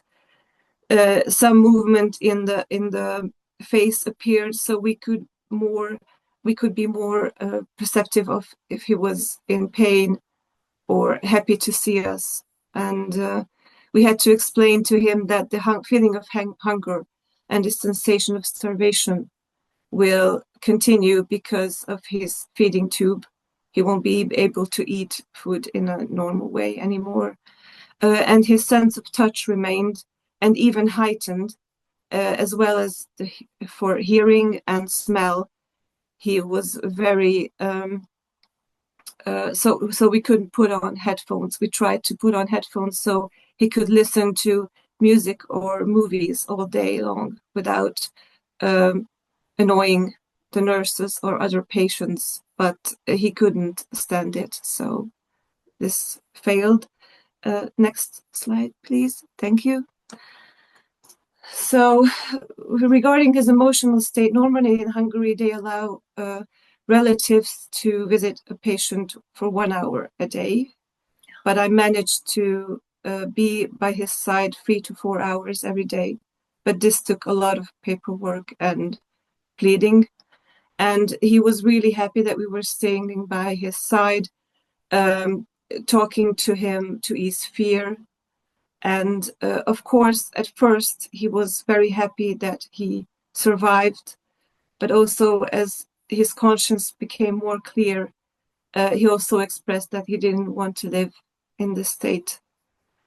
And he was very in distress when visiting time was over, the final one, and I had to leave him there in the ICU. And there were slight shakes and trembling throughout his body. There was a cognitive assessment made on week 2, at the end of week 2, and he answered every question correctly. He was perfectly oriented in space and time, aware of his situation and the gravity of his state. And we tried to establish communication. The first one was I was reading the alphabet out loud. This was inspired by a movie. And then he had to look up when I got the right letter, but it was also difficult because of the delayed reaction from him. And when his vertical eye gaze improved, we made some alphabet boards similar to this one on the slide. Next slide, please. Thank you. So there were more improvements, not just micro movements appearing, but he went off the ventilator successfully, and he got intensive physiotherapy care, and this was but all passive workout and exercises. In the weekends, it was me who did the physiotherapy, and once a weekday, the therapist and me in the afternoon. So we tried positioning, but because of the tracheotomy tube and the buildup fluids in the lungs, turning was very difficult, and he had to be suctioned off immediately once turning to one side. They tried aromatherapy breathing exercises and strengthening eye and face muscles. I tried the muscles for Bell's palsy, if maybe it improves the movements in the face. And he started blinking in the left eye. Screen time was still off limits. He was very sad about that, but his spasm threshold, in case of epilepsy or another stroke, it was forbidden for him to look at screens. And it was the maintenance of all his life support systems was amazing in the ICU. And that's where they first mentioned that we had to get a PEG insertion which is normally after 6 weeks if a patient cannot eat normally. But he had a lockjaw, and so a gentle incision-free operation was off the table, and he wasn't strong enough. And as you can see, the PEG is normally just a feeding tube through the stomach. So then he was put to the neurology progressive care unit, and it was just for about a week. And this is where they completely terminated his ventilation with support. And he just had respiratory oxygen given from 15 liters per minute to 8 liters per minute. And there were some new therapists as well, a physiotherapist with 30 plus years experience. And she wanted to make his lower extremities move more. And she started carefully adjusting his body to a seated position. But it was a very tedious and long-term goal to get him seated in a seated position, treating the orthostatic hypertension. And she did really everything to repair his distal motor functions or just get some back. And the speech therapist, we were really lucky because she was one of the best professionals in the country with profound understanding of LIS and asphyxia. And she treated similar patients in the past with success. She tried to improve his eye gaze, even horizontally, strengthening his face muscles, giving massages, growing his attention span. And she brought in a Tobii Divanox eye tracker to the hospital. And a nurse who worked there for 20 years, she said this is the first time she has seen this device. So they really, really tried everything to help him. And that's where we got stuck on the neurology ward, because at that time they deemed him not to be fit for rehabilitation. It was absolutely off the table. So, and other departments or wards or hospitals wouldn't take him. And the TMS therapy. So I talked with the director of this ward, and we agreed that the TMS therapy is excluded because of the stent inserted in his brain. And I got a permission to obtain an electrotherapy equipment for neuromuscular electric stimulation to at least maintain his remaining muscles. And I read this in an article, an interview with Tracy Gibbs, and even showed him this interview. Mm-hmm. But then the leading expert of rehabilitation said that, so all I understood that he said, because the pyramid signals are missing in Caress's brain, these electric impulses would do more harm than good. And I listened to his expertise, and so I didn't got this device in the end. And Caress's horizontal eye movements unfortunately never returned. So the adaptation of Tobii or any other high-tech communication device was based on horizontal eye movements. So we couldn't go further in improving his communication and the quality of communication. And as I mentioned earlier, the request for rehabilitation was multiple times denied, and it was absolutely off the table because they said, especially in this trembling and crumbling Hungarian healthcare system, it would be an enormous work with very little reward. And I started enrolling him into BCA trials, but unfortunately he was not eligible and didn't meet the requirements. Next slide, thank you. So the only viable communication we could come up with, so his Caress's up-down fixed gaze was fully clear. We had to enhance the middle gaze, so like looking at the horizon at one point was difficult for him, and staring at fixed points for a longer time. We used context-based boards with 3-part division, which was inspired by UCAPO. And so it was like, do you need a pillow? And if he said yes, then I put a pillow. There was a picture of a pillow under his head, under his trunk, or under his legs. And so that's how he could decide, where he could tell us where he wants a pillow placed under him. And then E-Tran board was the cornerstone of our communication and him connecting with the world. I manually hovered a board in front of him because he couldn't gaze horizontally. So we had a 3-part division, but vertically, and I moved this table in front of him, and we had to get it homemade because in Hungary also this device was unheard of, and I was unable to purchase one. So everything here mentioned was almost everything homemade. And he could sit at the edge of the bed a few times with assistance of 3 physiotherapists whilst wearing a neck brace. And I requested a psychologist to estimate his mental state and maybe provide some emotional support. But they said that there is not, that they couldn't have such an expert who could get through the communication barriers to evaluate his condition.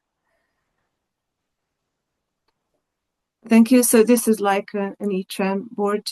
So something similar I have made myself to help better communication. And in the best times, when he was the strongest, he could spell out at least 10 sentences in an hour. So we were very proficient with this device.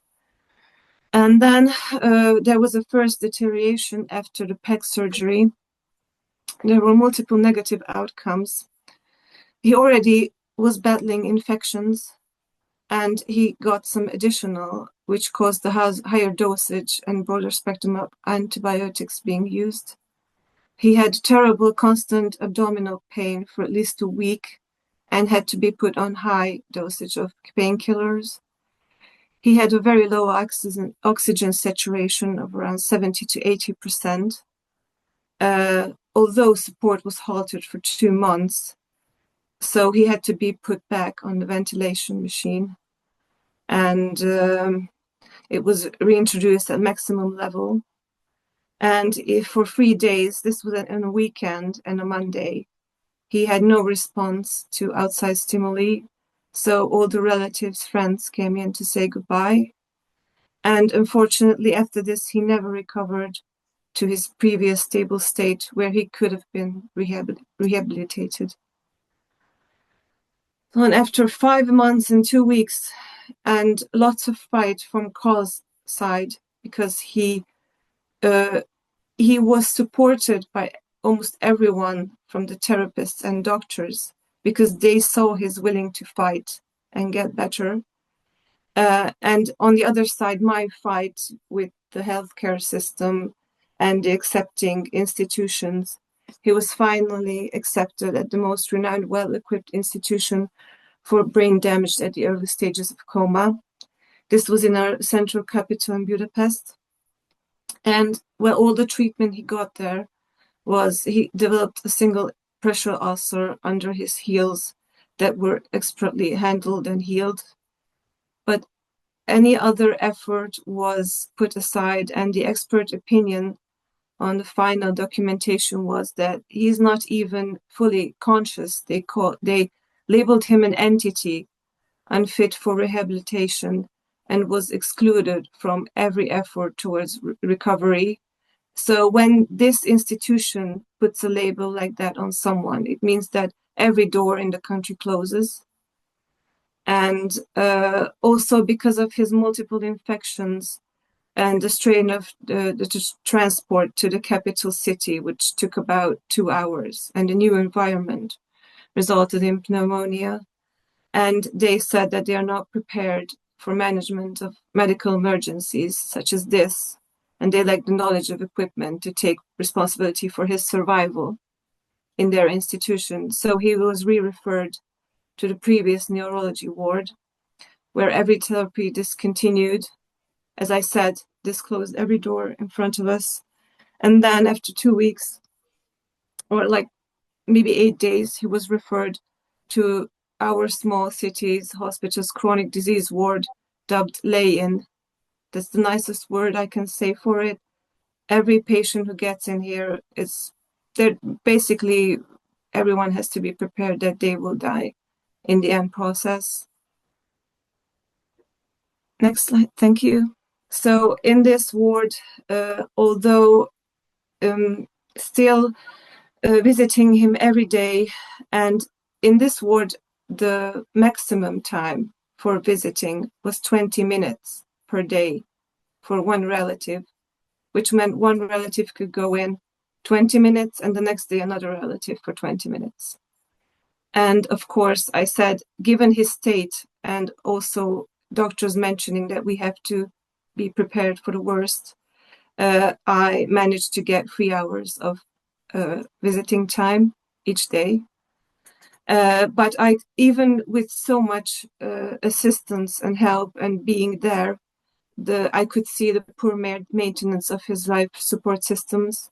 They were absolutely not prepared to manage someone's systems within this severe condition. There were no tracheostomy tubes. I had to buy them, and catheter as well. So they had no equipment. I had to provide everything, so at least they get changed a couple of times. The bandages were never replaced. Suctioning was irregular, and saturation levels were never checked. I had to bring in this meter so they can check it. Despite the repeated antibiotic treatments, which happened every week or twice a week, his high fever returned every 2-3 days, increasing every time. And they explained to me that the unilateral fever is indicating an abnormality in the hypothalamus that cannot be repaired or reversed with any kind of medical help or assistance. We just have to accept that his fever will get higher and eventually defeat his body. And the overuse of antibiotics caused starvation because his gut couldn't process all the nutrients that got in through the PEG. And in the end, his radical weight loss, septic shock that was visible, and extremely low saturation levels caused his death in 2025. Next slide, please. Thank you. So we had very limited communication, but his thoughts and feelings throughout this journey have been expressing wishes of getting home, being seen and included. He asked me multiple times not to be ignored, not just by us, but the medical professionals, his fear of death, and that we should be taking his complaints seriously. He was repeatedly asking for medicine, suctioning, mouth cleaning, catheter change. Every time we really took his wishes seriously, because twice they put in the catheter wrong, and it caused heavy cramps, and he was visibly suffering. Well, for us, after seeing him for so long time in this state, we knew, even without movement. And we really tried everything to lower his body temperature, especially during the summer. We got anti-decompressing pillows for every body part. And every week I requested up-to-date information and consultation from doctors and nurses about his current condition, treatments, therapy, and future plans. Because in Hungary, they usually discuss this with the relatives outside in the corridor. And I had to ask them to please always come to the bed and let us discuss this in front of Kares. And because of his mental state, he also had irrational thoughts. Like he told me this many times that a specific nurse who was very rude, she gave him poisoning, which caused his paralysis. And then he would multiply ask for dissection, that in case of this death, we should look for traces of this poisoning. Or he was missing non-existing objects and worrying over the hospital bill and finances. On the positive side, especially in the ICU and when he was in a better and stable state, he suggested playing games like 20 questions, catch, or tic-tac-toe. And we had lighthearted conversation with friends, expressing that we would meet next summer for festivals and hiking. It was his idea to introduce the Morse code and use it as a method of communication. But his blinking was so inconsequent that it was really hard on him to accept that we cannot use this code. And he was given very little screen time between my visits, and he expressed that he wanted to look at WandaVision. So that's what he was looking at. And so there was also a little bit of light at the end of the tunnel and a glimmer of hope, with kind and caring nurses washing and shaving him and preparing me to take care of him if ever he got home and needed 24/7 assistance. The speech therapist, she was dropping by every spare time she had to check in on him, especially in the mornings when I couldn't visit him.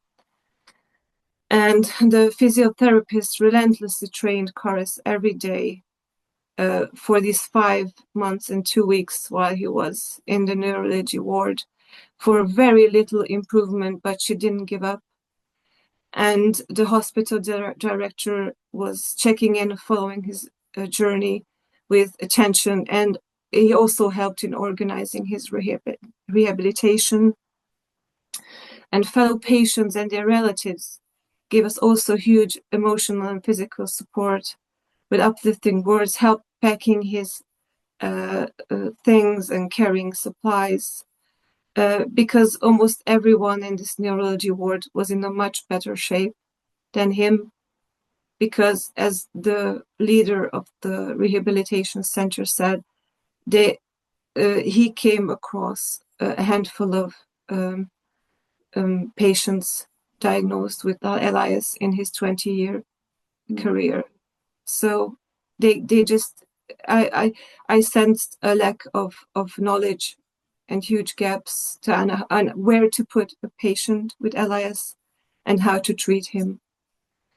And friends organized fundraiser, especially to acquire a Toby once he got home, and offering financial help for these specialized equipments for wheelchair.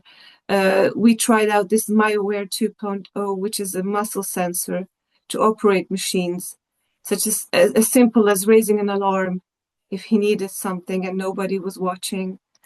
And his buddies were visiting every week, so he felt being loved and not forgotten. Thank you very much,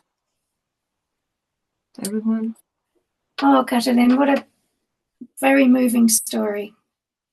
Thank you very much for making the time to explain the terrible hurdles that you faced.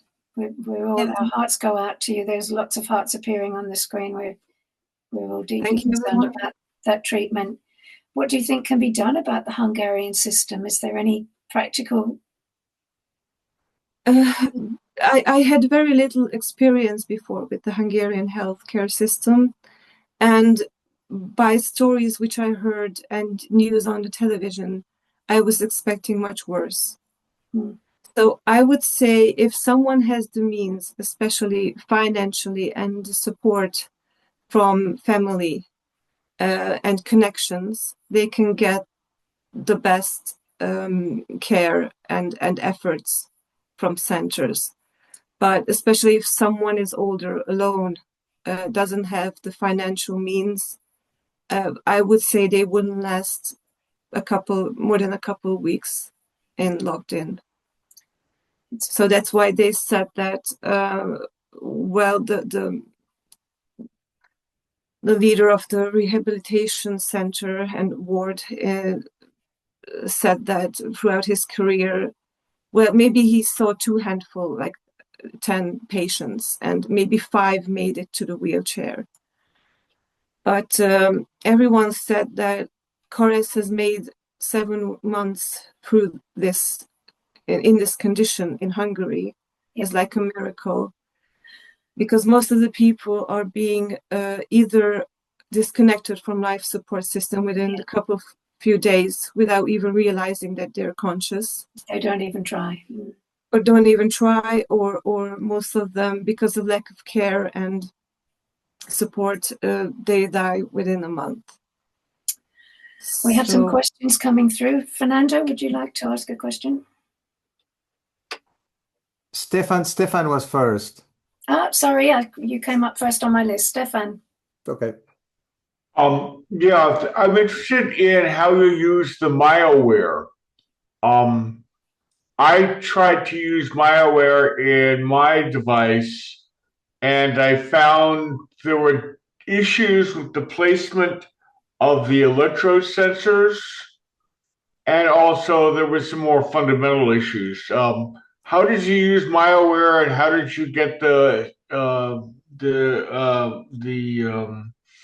sensors attached to, and where did you attach the sensors? So thank you. Very, very good question. Maybe I didn't mention that all of these were just experimentals from our side. So we really didn't know exactly what we were doing.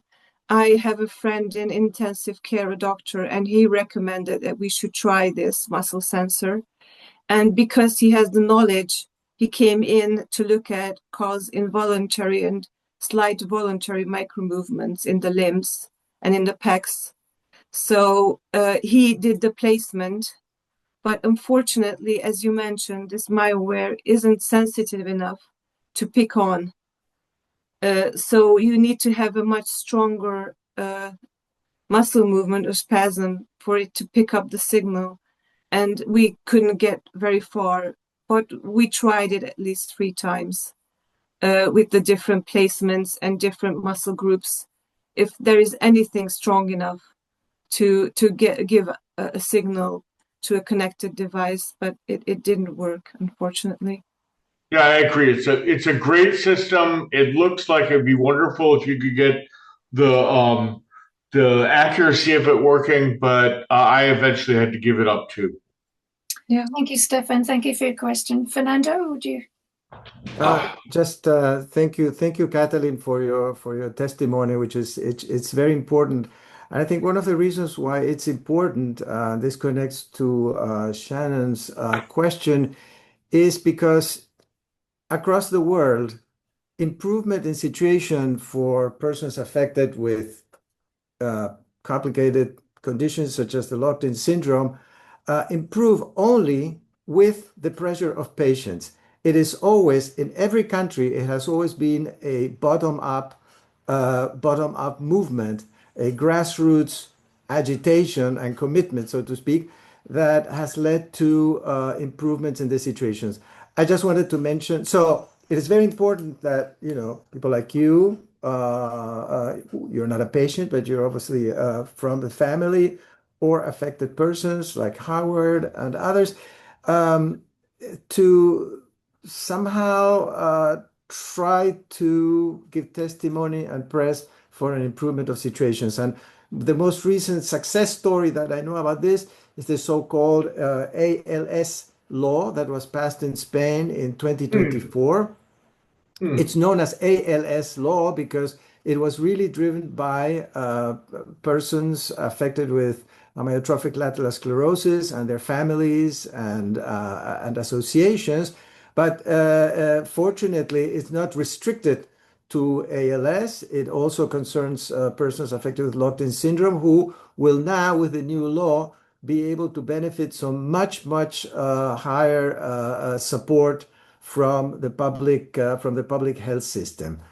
The second hurdle, of course, is the application of the law. This is a different matter, but the first step is to get the law passed and the public health measures taken. And I just want to underline how important it is for people like you and from people who are affected to move. And I mean, Shannon, of course, knows this very well because she's she's done that largely in Australia. So it was just a commentary and to thank you once again. Thank you. Thank you, Fernando. Thank you again, Catalin. It was really good to have you with us today. Thank you for sharing that your story. We're sorry you've gone through such a devastating experience. Thank you very much for your attention and taking time to hear our story. Thank you, Catalin. We're moving on now to Fernando. Fernando has given us presentations in previous years. We're running really late now, so I think perhaps we might just. Do you want me to do a full introduction, Fernando, or would you? No, you don't have to say got anything. the written program, so you don't have to say anything about me. And I will try. And I will try to keep time. I mean, do you see my screen? We do see your screen, but it's you see yes. The presentation? Okay. Well, there's too much information there. But it stands for your. Let's say that it stands for your introduction, Shannon. No need to say more. So today I will first discuss how the situation of locked-in persons has been understood in the legal framework, and second, I will ask whether the courts of justice's understanding of the locked-in state and the connotations of the very idea of locked-in correspond to the experience of persons living in that state. My talk is based on 2 articles. They are available online, but I'd be very happy to send them directly to anyone. Just email me to the address that appears there. And I'm very happy to say that one of the articles was written by my wonderful Japanese colleagues and also a Catalan colleague, and that Yukiko Jimeno, one of the co-authors, is here or was here a few minutes ago. But before I go into the topic, I'd like to make some considerations on terminology. Specialists have long used the term locked-in state interchangeably with locked-in syndrome. More recently, locked-in state has become common in connection with clinical situations that arise in the late stages of ALS. But there are no norms or fixed usage. So, for example, some authors speak of some advanced ALS patients as being incompletely locked-in syndrome, while others describe them in the totally locked-in state. What is there in these terms?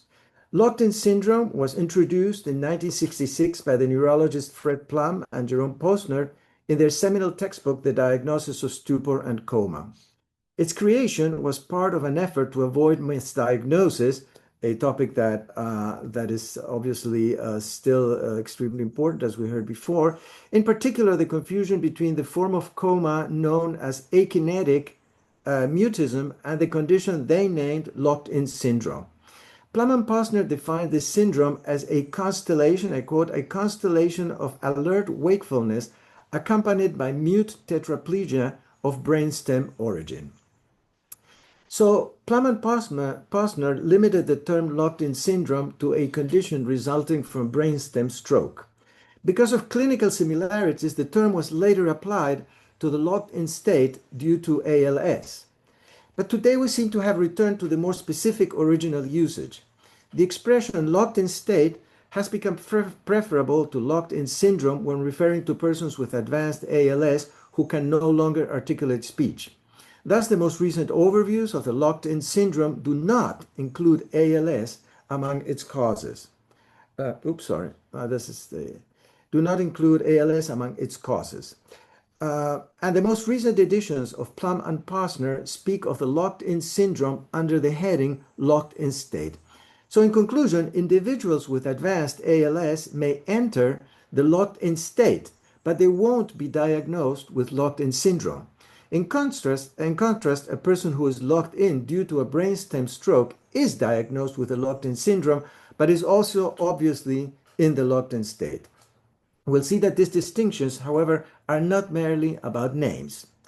Now let's move on to the question of legal rights and communicative capacity. The situation of persons diagnosed with locked-in syndrome, with LIS, I will say, raises a significant legal challenge. As a consequence of a brainstem stroke, they are quadriplegic and lack articulate speech, but have normal visual perception, bodily sensations, consciousness, and cognitive functions.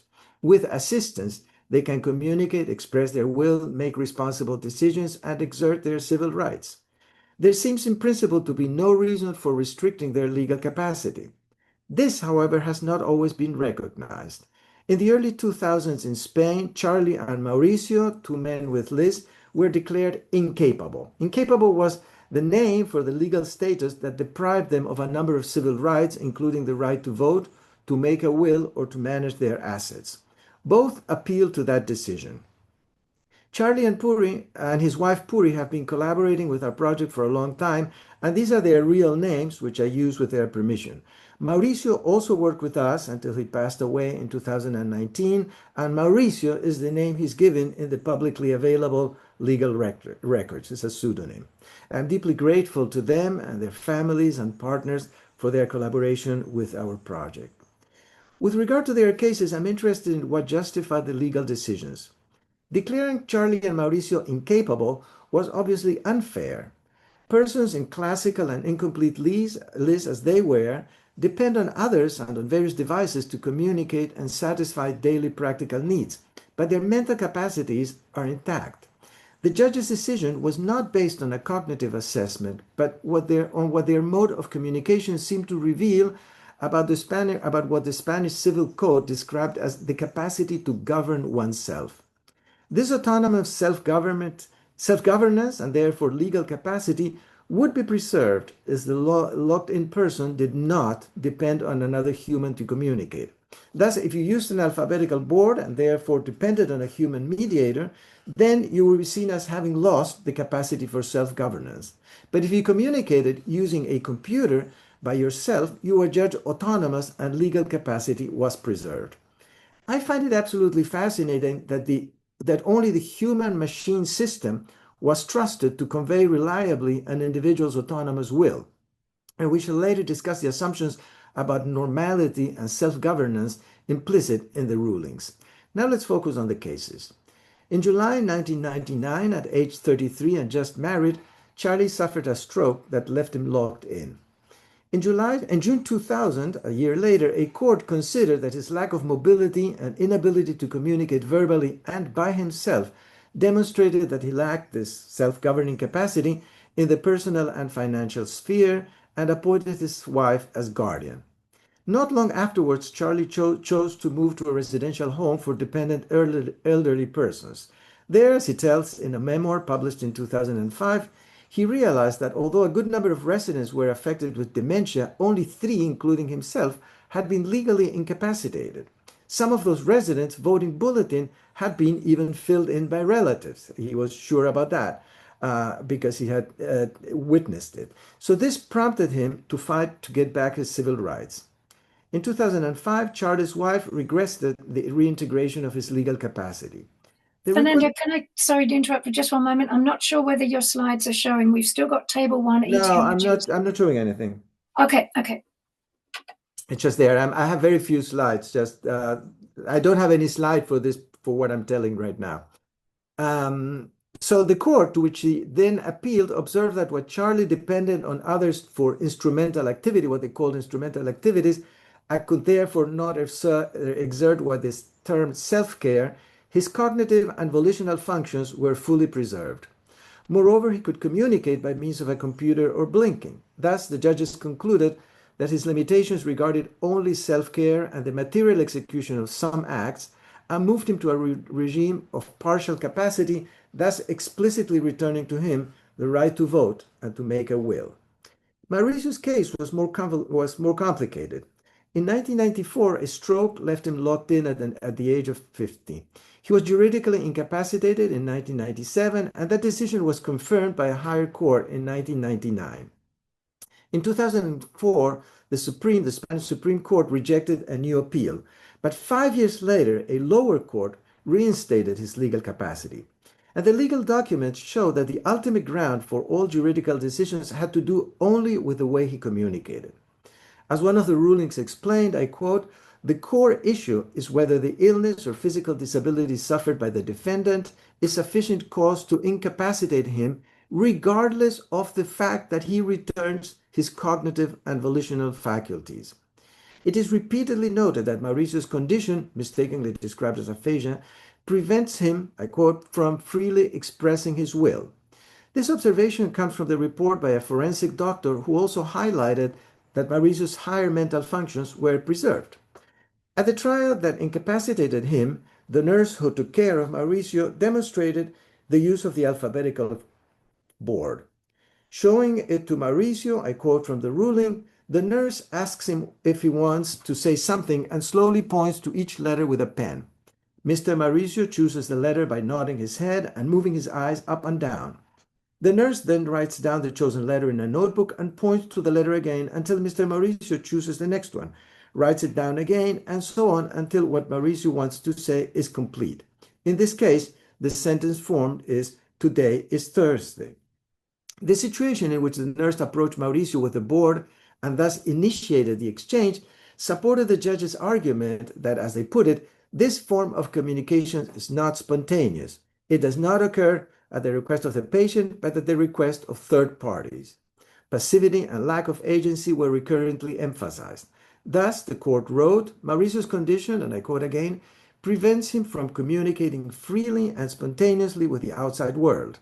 The precarious means of communication he uses may be sufficient for his relationship with the people around him who are responsible for his care, but it is not sufficient for normal communication with the outside world that would enable him to manage his person and property. This form of communication is not spontaneous. It does not occur at his request, but at the request of third parties. Of course, these observations point to real limitations on Mauricio's part. The board indeed has to be held by a mediator who converted his blinkings into words and sentences. The question is whether such circumstances warranted the conclusion that Mauricio, I quote, lacked the freedom to implement the decision he has previously made, both with regard to himself and to the administration of his assets. With appropriate assistance, Mauricio was able to communicate any decision he might have made with his perfectly clear mind. However, the ruling suggests that freedom meant not needing another human being's help or any form of human mediation. Autonomy in the sense of total self-reliance was thus seen as a condition for what the judges described as normal communication with the outside world. Within such understanding of freedom and normalcy, the courts could only rule that Mauricio was incapable and maintain him under guardianship. What determined Mauricio's recovery of legal capacity in 2009 was not a change in cognitive status, but his ability to use a tool that, as his lawyers argued, allowed him to communicate without anyone else's help. While, as acknowledged by the court, Mauricio's condition had not changed, he had in the meantime acquired a computer with an eye tracking system. As the judges put it, that now enabled him to express his will and execute all decisions, except obviously those related to his physical activity, in an autonomous manner without anyone's mediation, involvement, intervention, or help. This included the management of his assets like banking, shopping, and so forth. The conclusion was that Mauricio's eye tracking and computer system, I quote, substituted the capacity of expression of verbal language and its graphic representation, enable him to engage in normal communication with his surroundings, which grants him almost full autonomy in his daily life. Again, we see here implicit notions about normality. Modern legal systems require not only proof of cognitive and volitional capacity, but also the subject's ability to express or externalize their will and choices in a verifiable manner. Depending on a human third party for communication raises three interconnected issues: authenticity, or how to determine that the transmitted will is truly the subject's; trust, or how to be sure that the mediator does not influence, distort, or manipulate the subject's message; and verification, or how can the courts or anybody else independently establish the accuracy of the transmitted message. These are not simple issues, and experience shows that there are good reasons to distrust or at least be very cautious about communication mediators and facilitators. An individual's ability to externalize their will without human help raises doubts about their autonomy, which is a central feature of legal personhood in the Western liberal tradition. The end result in our cases was that machine-supported communication preserved legal capacity, but active relationality did not. In a broad perspective, this reflects the fact that our legal systems still assume the individualistic notion of autonomy and the person that emerged in early modern European philosophy and political theory in the late 17th century. In spite of appearances, this also applies to the Convention on the Right of Persons with Disabilities, or CRPD, adopted by the United Nations in 2006. Its assertion of legal capacity as an inalienable human right, regardless of actual physical or mental capacities, perpetuates the individualistic notion of the person. In countries that have incorporated the convention into their civil codes, cases like those of Charlie or Mauricio have less chances of arising, not because the legal system has adopted a more relational view of the self, but because legislation reinforced and expanded individual rights. Replacing substitute decision-making regimes by support regimes reinforces individual autonomy as understood for subjects who would be independently from anything different from or beyond themselves. Although the Spanish Civil Code integrated the UN Convention in 2021 and eliminated incapacity, the cases of Charlie and Mauricio are not merely historical. Indeed, many countries, including in Europe, envisage substituted decision-making regimes and keep incapacity in their civil codes. Beyond the principles such as equality before the law, what are the problems revealed by the cases we sketched? First, they reveal the harmful effects of the law's systemic distrust of human mediators. Courts privileged normal, so-called normal, unmediated communication over clear evidence of intact cognitive and volitional capacities, even though these are considered the defining features of legal personhood. If mental capacity is intact, legal capacity should follow, regardless of physical impairment or communicative dependence. Safeguards could have been implemented to verify the accuracy of mediated communication. Because such safeguards were neither required nor customary, the default solution was to deprive individuals of their rights. This was not only inconsistent but unfair. Guardianship, which is intended to protect, in this case negated civil liberties and violated the presumption of capacity, something especially egregious in the case of cognitively intact individuals. Second, even reforms promoting supported decision-making retain an individualistic mode of legal personhood. An alternative would recognize human beings as inherently interdependent and admit that relationality is not incompatible with autonomy. Third, judges trusted high-tech devices such as computer or eye-tracking systems while distrusting low-tech mechanisms such as blinking with an alphabetical board. But this is paradoxical.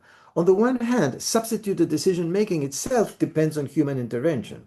On the other hand, high-tech systems are also human-made, require setup and calibration, and can embed biases. We know that from our phones and all sorts of algorithms that rule our lives. Low-tech systems, while mediated, can be made transparent and verifiable and may be less susceptible to distortion than predictive digital interfaces. With appropriate safeguards and interpersonal trust, they can be as reliable, if not more so, than sophisticated technologies. In the end, communication is a means of agency, but it must not be conflated with autonomy itself. Even major difficulties in expressing personal choices do not imply an inability to make them. Although technologies such as brain-computer interfaces are more complex than alphabetical boards, they too rely on human design and interpretation. Legal cultures may hesitate to trust opaque systems, and caution is warranted. Yet all communicative systems, be they low-tech or high-tech, entail human mediation and uncertainty.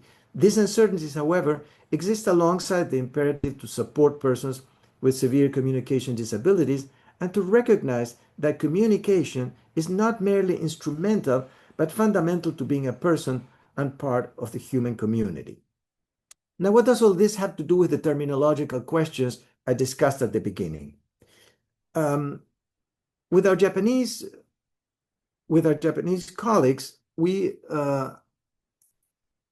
distributed a semi-structured open-ended questionnaires to persons in the locked-in state or diagnosed with locked-in syndrome in Japan. Sorry, I don't know what this is doing here. Oh, no, let's forget about that. Here, this is the article, sorry.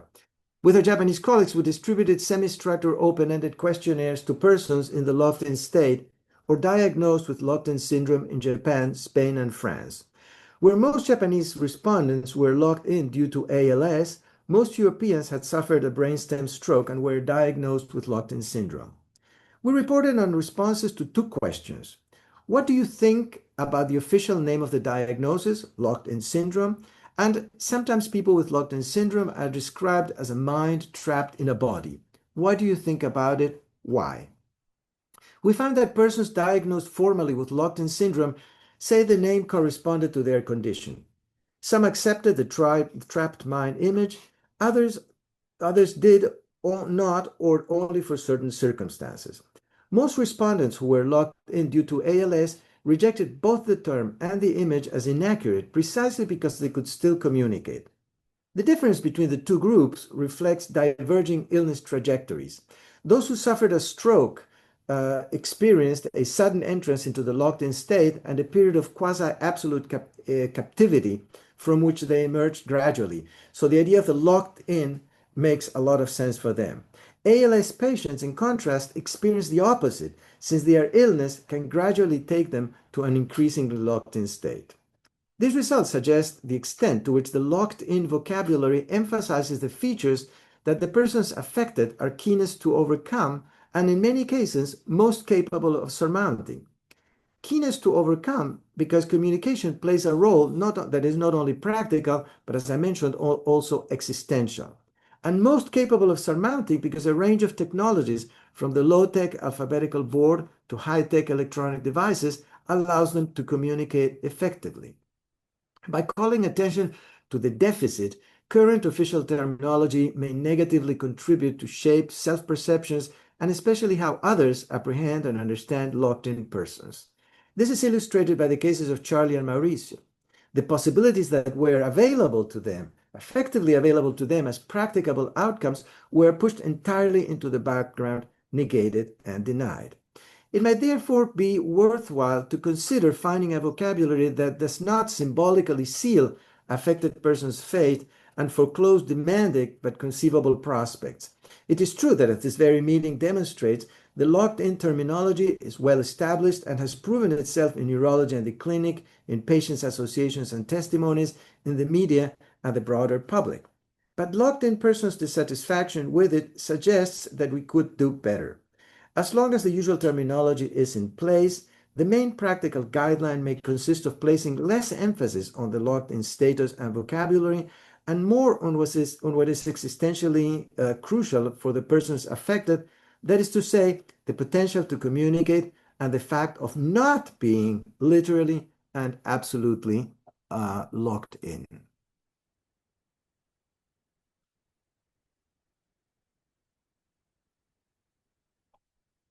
Thank you, Fernando.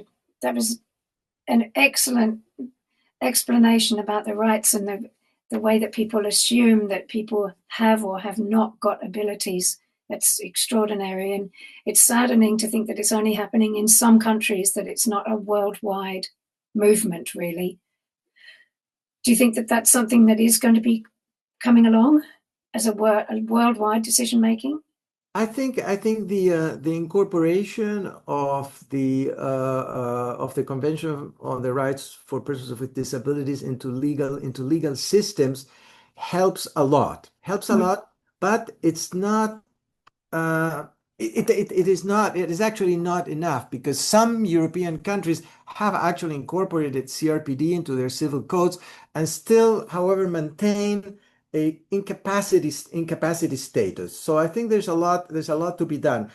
I think that the most complicated thing, in a way, is to rethink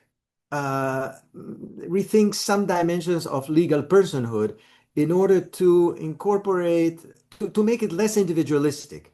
Yes. And to understand that that we are all dependent, all human beings are dependent, of course, not to the same extent, not in the same domains and so on, and that should create some mechanisms for rethinking some of the legal mechanisms. I think overall it can happen, but it takes a lot of work and a lot of persistence and a lot of vigilance, because it's not enough to pass a law that looks better than the previous laws just to as I mentioned, just make sure that the law will be applied and that there will be resources and so on. Absolutely. Does anyone else have any questions? Stefan's waving his hand. Hello, Stefan, again. So from what you've been saying, I'm gathering that the fact that people with locked in cannot autonomously initiate conversations has, at least in Spain, legal consequences, and that changing that may changing their ability to autonomously initiate conversation may change the way that they're supported. That is exactly what happened in these cases. I mean, this was the past. I don't think this could happen in Spain now because the law has incorporated the convention. The state of incapacitation no longer exists, but it exists in other places. So that's why I say they're not merely historical cases. You know, there's not just interest about the past.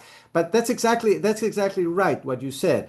When these two locked-in persons could demonstrate that they could use by themselves a computer, basically, then they recover their civil rights, because what was judged sort of unacceptable or not part of normal, so-called normal communication and so on, was the idea that they depended on another human. Now, you know, depending on another human, I don't see as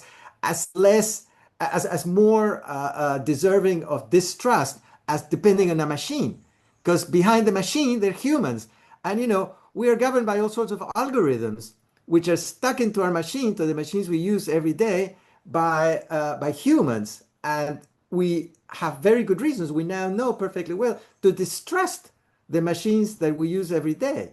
And I don't see any more reasons to distrust, you know, humans, direct assistance from humans, as to distrust machines. Of course, I understand there have been egregious cases of manipulation on the part of mediators and so on. So, but with appropriate safeguards, you know, if the person needs to vote and depends on another person to communicate her vote, then, well, the judges could appoint, you know, a third person to check that vote indeed, you know, I mean, there are all sorts of easy safeguards, not costly, and you know, and actually the human safeguards are less costly than the machine safeguards, you know.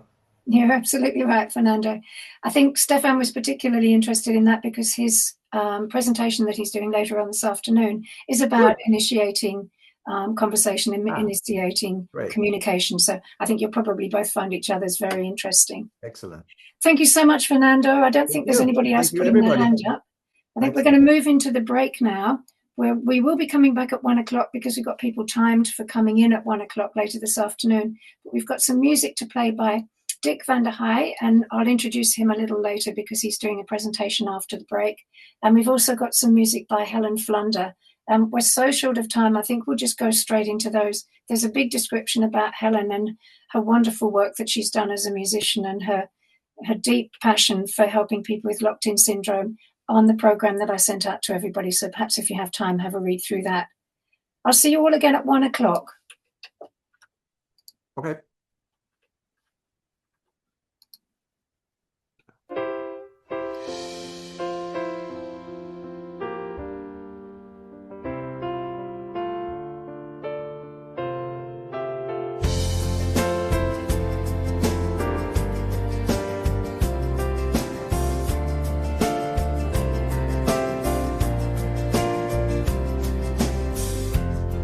J'en sers des hommes, mais ils tamponnent en monde. Dans chaque moment sombre, la musique est mon ombre.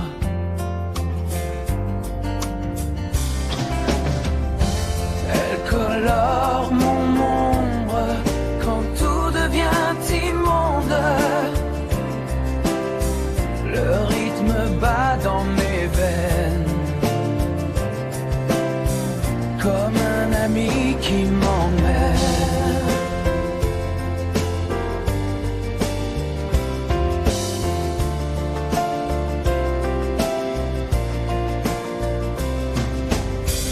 Dans chaque larme qui tombe,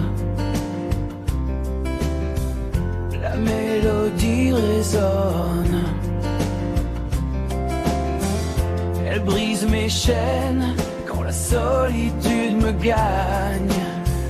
La chanson à l'horizon me porte vers de nouveaux sons.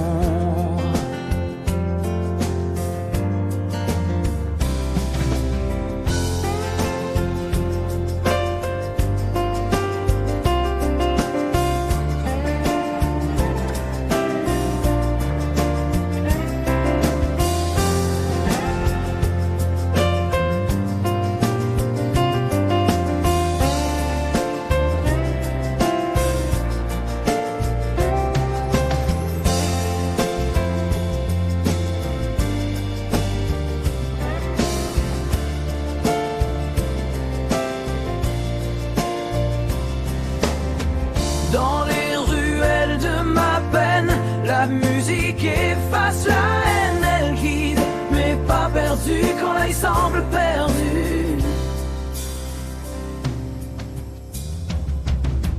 Sous les étoiles, elle murmure des mots qui réparent les blessures.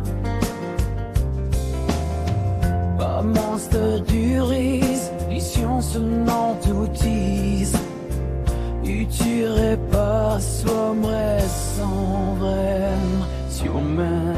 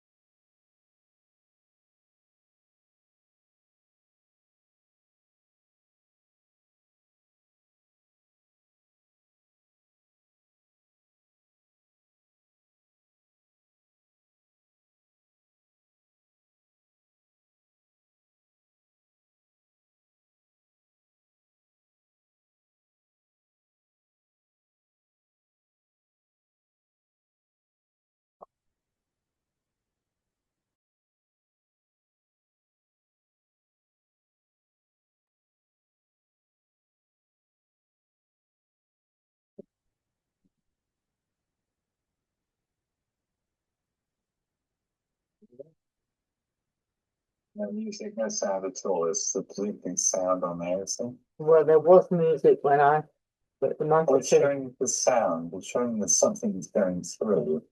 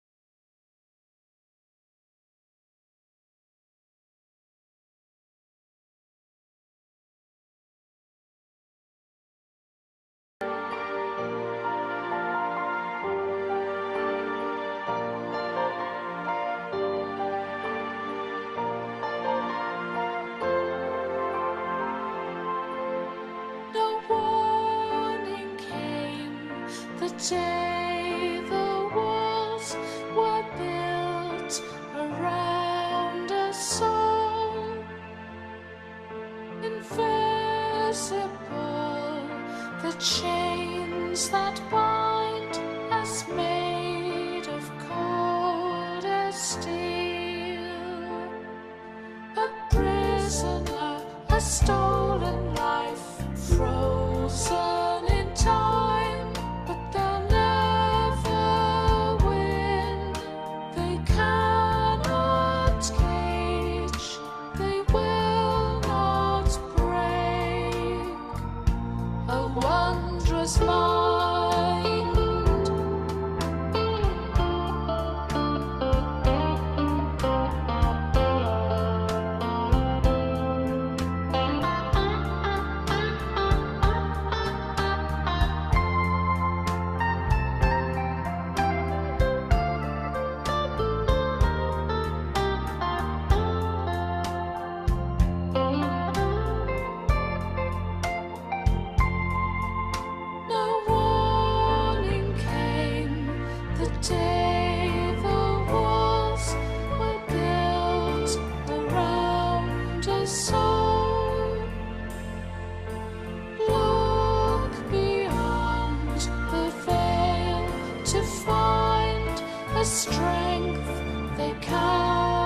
not steal. A prisoner, a stolen life, frozen in time, but they'll never win. They cannot cage, they will not break. A wondrous mind.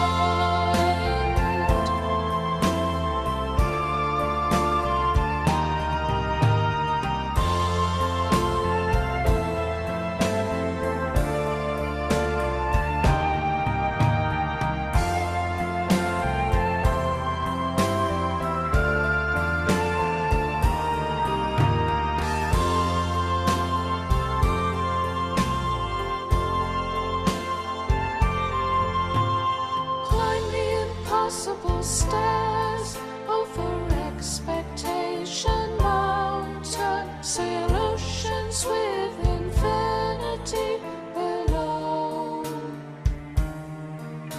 Each minute takes an hour and a battle to be won.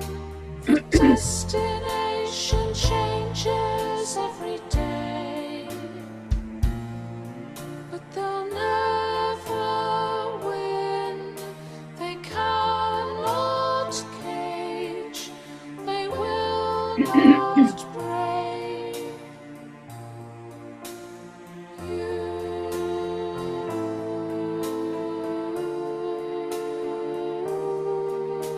They will not break.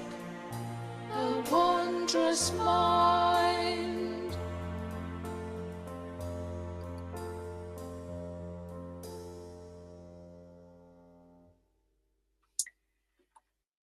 Hello, everyone. Welcome back. I hope you managed to get a little bit of something to eat for lunch and have a little bit of a break. Thank you very much for that, Helen. I can see that you've joined us now. Thank you so much for that beautiful piece of music. I don't know whether you were aware, but we were running over half an hour late, nearly 45 minutes late in the morning session because everything was so fascinating and everyone had so much to say. So I wasn't able to read your bio, but excuse me, a crumb in my throat. We've got a little bit of time now before we start with Dick, and I'll just run through your bio for you. Helen's a musician living in the UK in rural Lincolnshire. She's been playing the piano since she was 4 and still loves it. In 2013, she left primary school teaching in order to focus on her music. Helen teaches piano and beginner accordion and does one-off solo or joint gigs and music sessions in care homes for paid work. She writes songs and records them at home, and her partner Brendan Perkins is a musician and recording wizard. Helen discovered locked-in syndrome through Dick van der Hey, who we'll hear in a moment, whose music we have just heard. Dick wrote a detailed and positive review of Helen and Brendan's joint album, which gave them a massive boost. Only afterwards did Helen realise that Dick was actually living locked in himself. She couldn't believe that someone with the immense set of hurdles of locked-in syndrome had taken time and so much care, listening and responding to their album for the review. Realising the challenges that Dick faced, Helen reread the review and was incredibly touched that he thought that reviewing her and her partner's work was worth all that effort. It made Helen realise yet again how incredible the human spirit can be when faced with complex physical, practical, and emotional hurdles that appear to stop something from being feasible. Some amazing humans just do not let that be the end. They fight to carry on. In Helen's humble interpretation, Dick is still the same man that he was when locked-in syndrome changed his life. The same, but with many extra layers of incredible added to him. She also loves the way he is still creating music himself. She wrote the song that we just heard, Free, thinking of him with awe, with massive respect, and with the hope that it helps more people hear about and support research into locked-in syndrome. Thank you again very much for that, Helen, and I'm glad you were able to join us. Good to see you. So I think we're moving pretty much straight on to Dick, if Dick's here and ready. Dick's given us presentations in previous years, 2, I think. And his presentation today is about the making of music and especially composing it. Was for the saxophonist and keyboardist Dick more than a way of life until he was struck by locked-in syndrome in 1991.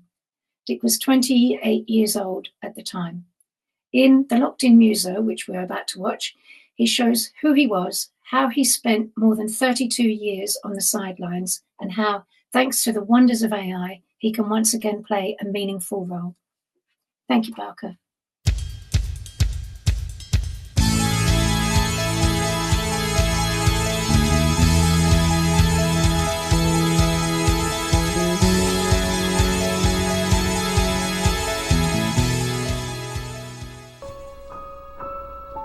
Introduction.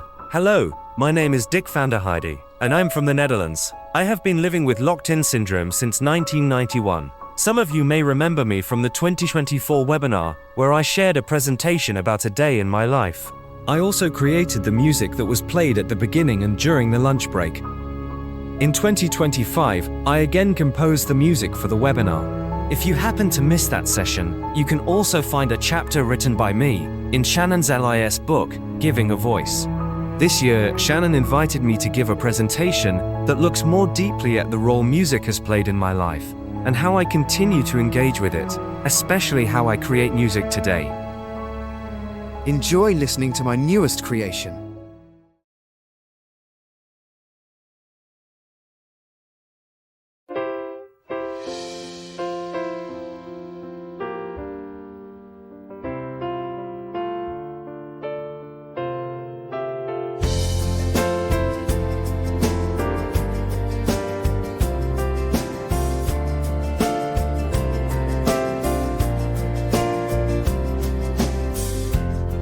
J'en sers des ondes,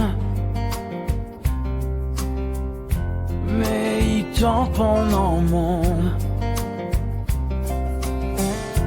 Dans chaque moment sombre, la musique est mon ombre.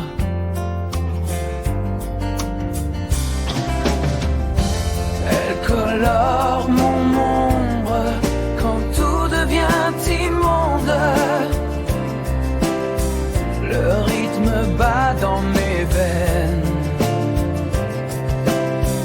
comme un ami qui m'emmène.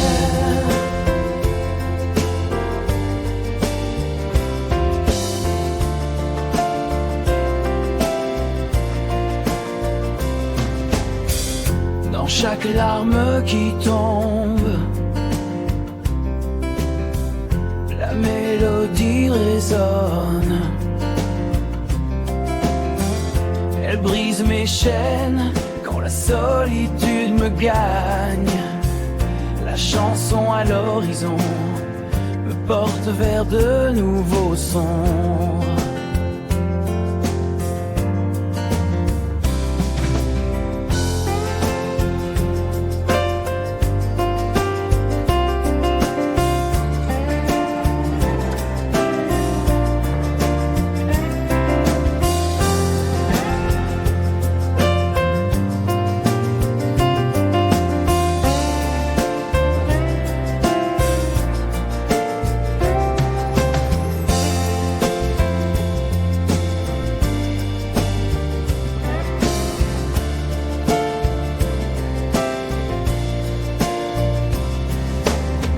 Dans les ruelles de ma peine, la musique efface la haine. Elle guide mes pas perdus quand l'œil semble perdu.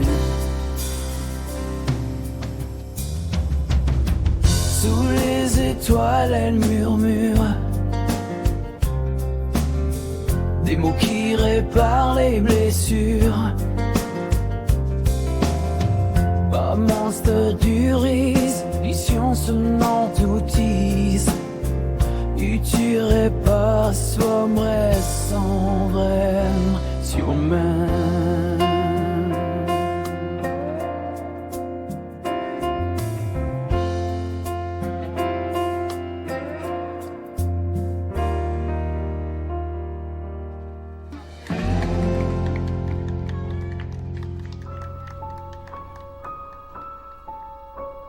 We have just listened to the song The Shadow of Music, which serves as a fitting framework for this presentation.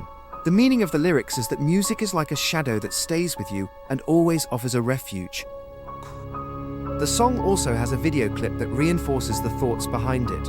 I'm fortunate that one of my caregivers is a talented graphic designer.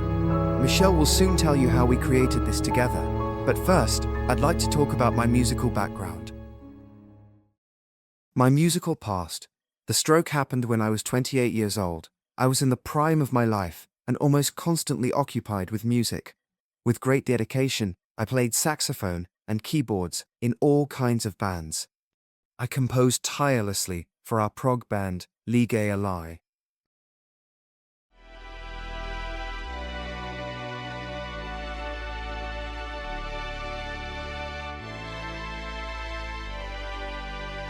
BCI was formed in 1986, with the ambition to fill the gaping void Zeeland had when it came to symphonic rock. The band remained active until 1994. At the heart of the project lay Edgar Allan Poe's tale Ligeia, a story of ultimate beauty, death, and the relentless yearning for her return. Themes of powerlessness and determination, of longing and passion, ran through everything we created. Our live shows reflected that same intensity, unfolding as theatrical experiences with costumes, grease paint masks, and performances that brought the narrative vividly to life. BCI was especially dear to me, as it marked the first time I wrote my own songs. It was also my first taste of life on the road, traveling across the country for gigs. The absolute highlight was our performance at Tivoli in Utrecht during the Marillion Fan Club Day, an unforgettable moment, made even more surreal by the fact that the members of Marillion themselves were watching us from the wings. Light is abandoned by night. It leaves darkness to point. With Ligeia beside during centuries.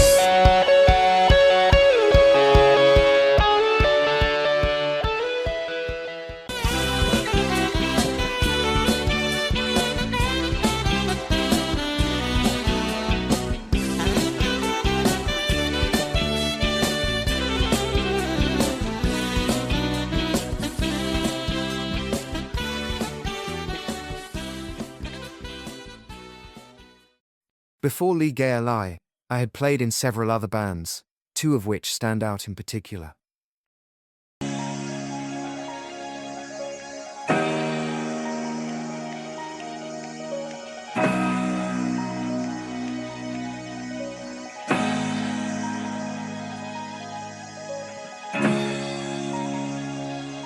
Botrytis was more than a band, it was really a group of friends. We were 5 boys, aged between 16 and 20. The group was exceptionally talented, and 2 of the members later went on to study at the conservatory in Amsterdam. Our music was instrumental progressive rock, inspired by bands like Focus, King Crimson, and Caravan. For me, it was a valuable and formative time because it was where I first learned to improvise on the saxophone. Sometimes our keyboard player, Odo, would even write out parts for me, since we could both read sheet music.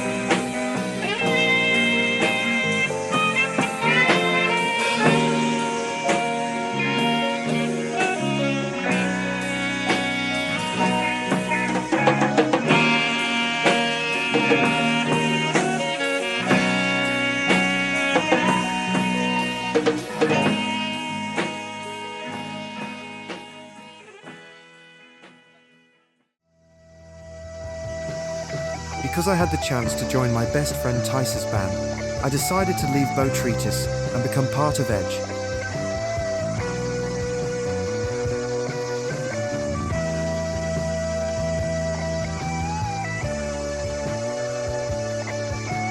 At Edge, the band consisted mainly of older musicians, whom I looked up to considerably.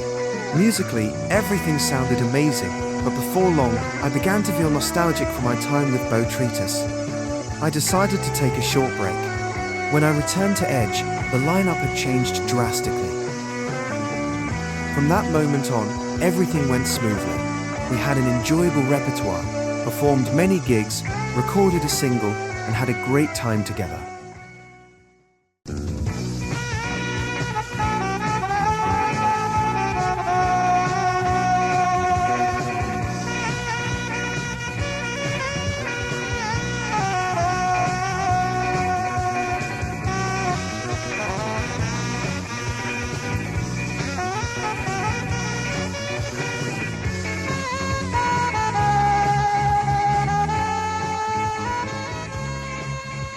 By the end of 1984, Edge disbanded, and new bands once again appeared on my musical path.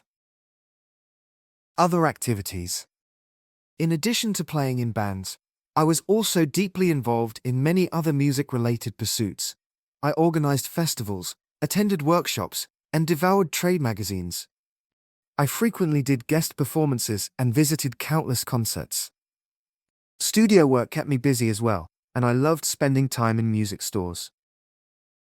Much of my free time went into practicing on the saxophone and my synthesizer, while I taught my father the art of improvisation on his trombone.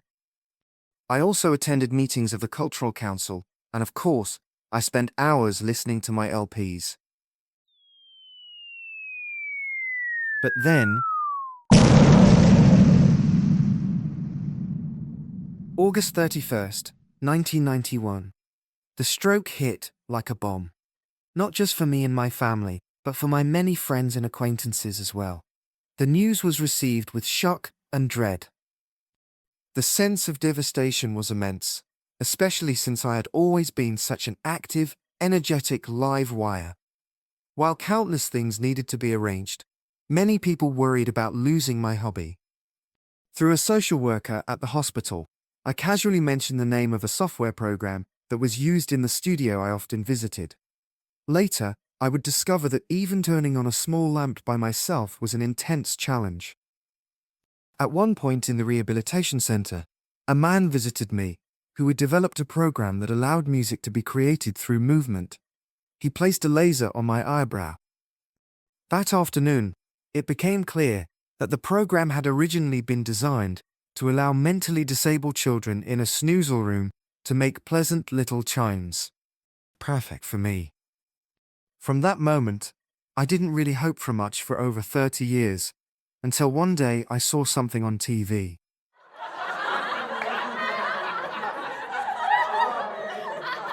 I saw two comedians poking fun at a brand new music program that you could use for free on the internet. The program was called Udio, and it was an AI generator that allowed you to create your own music. The comedians showed how easy it was to make a song in the style of an existing artist. Everything inside me said this was wrong on every level, unless you used it to create original, tasteful, skilled work and added your own lyrics. A few days later, I was sitting at my computer, and wow, this program was incredible. In the months that followed, I created about 40 songs, half of which fell into my beloved genre of progressive rock, while the other half consisted of experiments with different languages and genres. I will share a few examples and talk about them. It's all about creativity, and I'm bursting with it. One of the first songs I made, Entwined Destinies, is about Paula, whose partner also had LIS. When he was finally able to live at home again after 4 years, he passed away just a year and a half later. The closing guitar solo cuts right through the soul.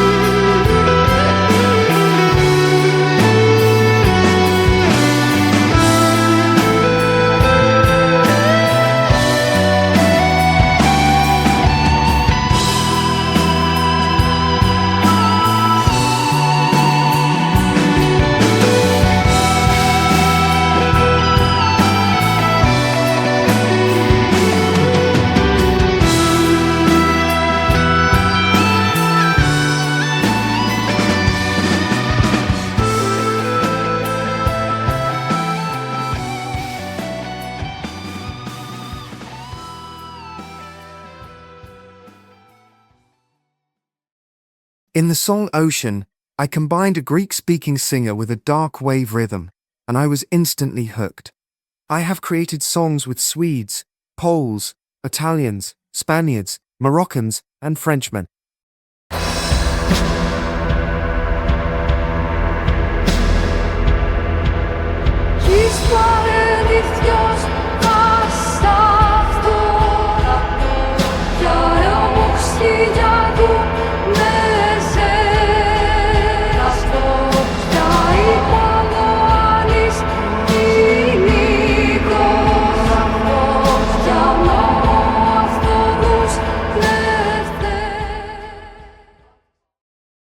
One piece I'm especially fond of is the ending of So Red the Rose, where I added the words ooh and ah.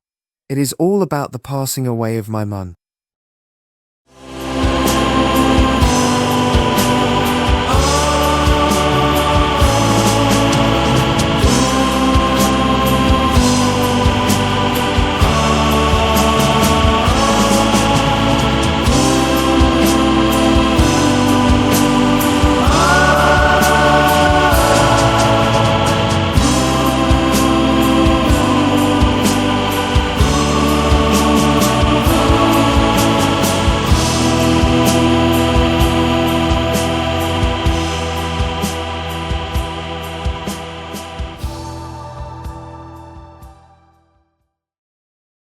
Another special song for me is the heavy Eyes Wide Open, which also carries Eurovision vibes and features classical violins. This one too is about LIS, about willpower, and about being unable to speak. Willpower, you can reach the world. Willpower, make yourself heard.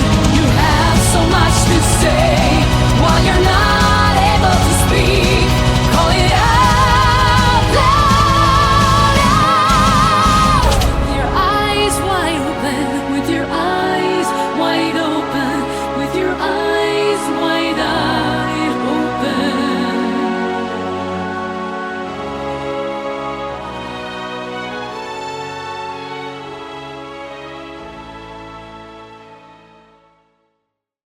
This is how it works.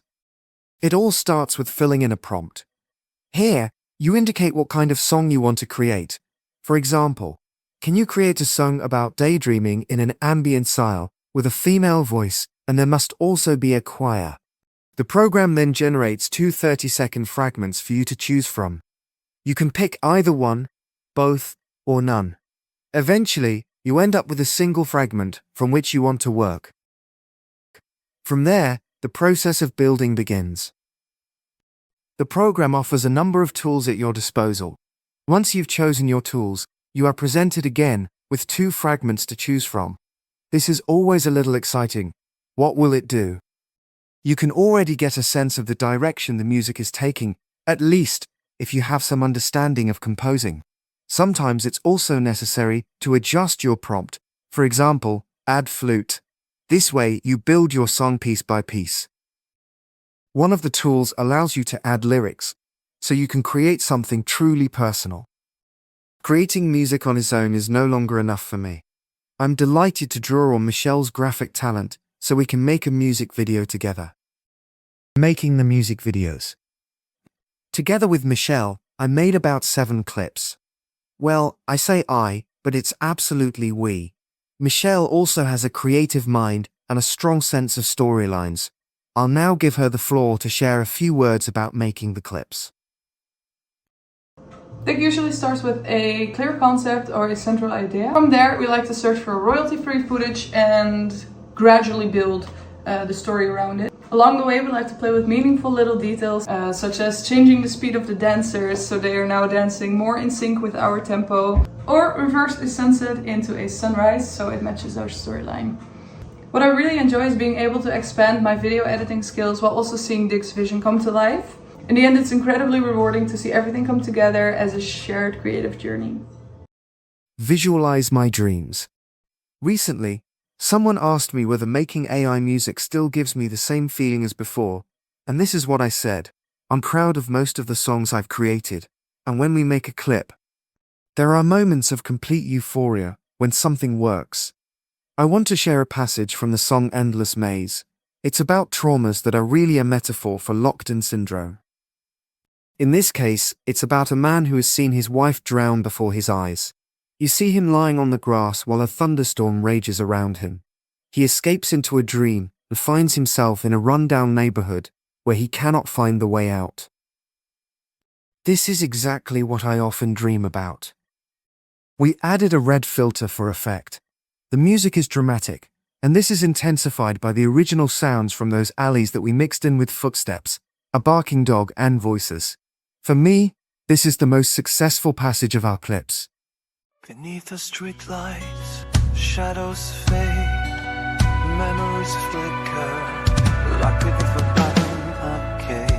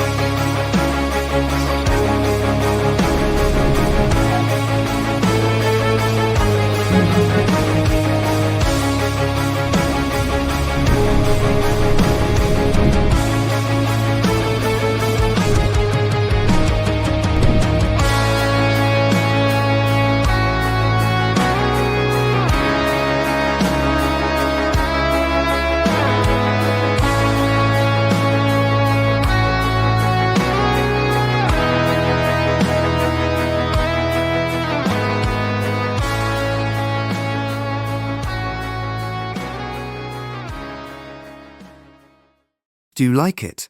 And are you curious to see more? Check out my YouTube channel to watch the full clip. I have named my AI project the Elsie Game, and this is why. In the 80s, the singer of our band and I started a side project called the Elsie Game. Nothing concrete was ever done with it, although I did write a lot of songs. They have vanished into thin air. When I was looking for a name for my AI project, I found the Elsie Game to be very fitting. It's mysterious. Who is Elsie? And what game is being referred to? Well, I have no idea. Ultimately, every musician is driven by two things: expressing your feelings and the urge to create.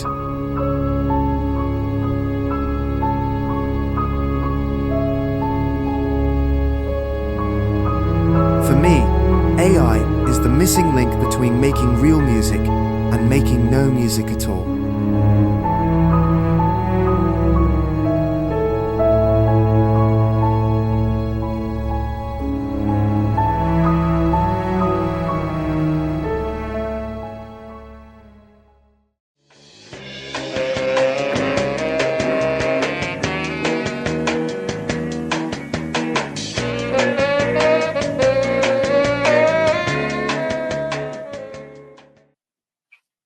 Thank you very much. That was just wonderful, Dick. Thank you very much. Just amazed at your abilities and the different types of music you're turning out. Fabulous photos, and very informative. Hopefully people will have become enthused to make their own music from that. Thank you very, very much. Does anyone have any questions for Dick about that? I think perhaps if you do, you can post them on the chat group, or you could contact Dick through me. And I highly recommend, and so does Helen. Actually, I've just seen a note from Helen saying, please check Dick's YouTube channel. She's gradually watching through the brilliant videos and they're really good. She also says that she thinks this is where AI is really valuable because it's your own music, Dick, and great to have Michelle within that. So wonderful. You got lots of comments as well saying what an excellent and beautiful presentation it was. So thank you very, very much for that.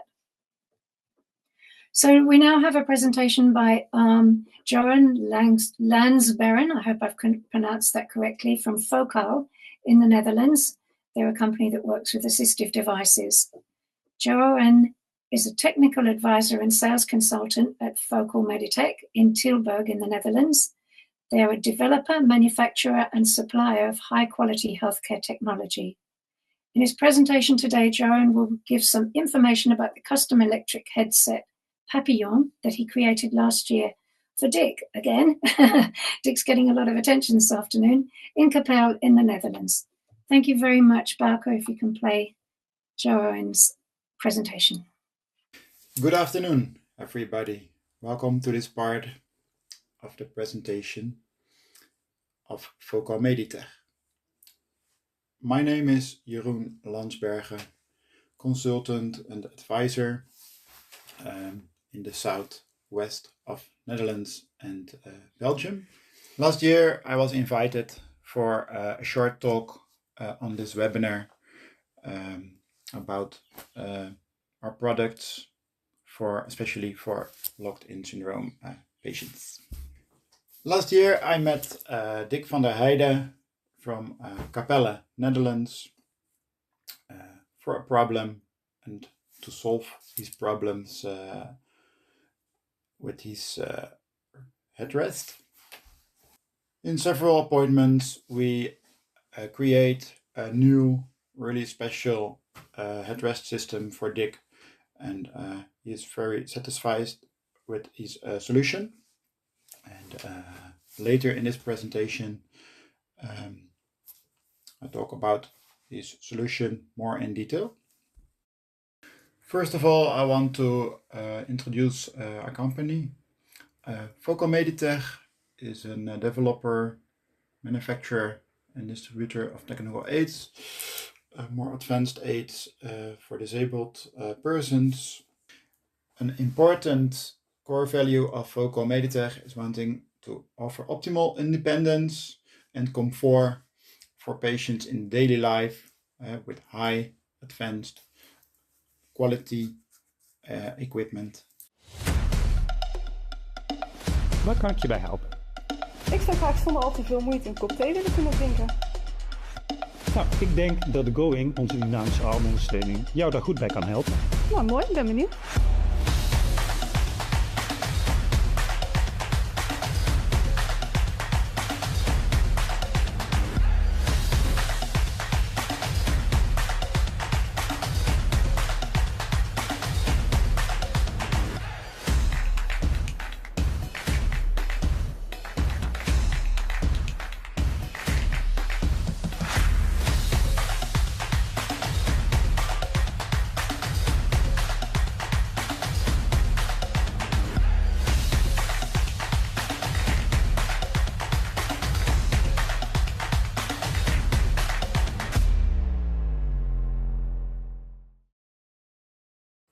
We can divide our business activities into a number of domains or categories. For example, meal support, an eating device to eat independent without any assistance. We supply these categories of products in the Netherlands. In addition to our activities in the Netherlands, we also export our products to 7 countries. On this slide, we show you a map of our export countries.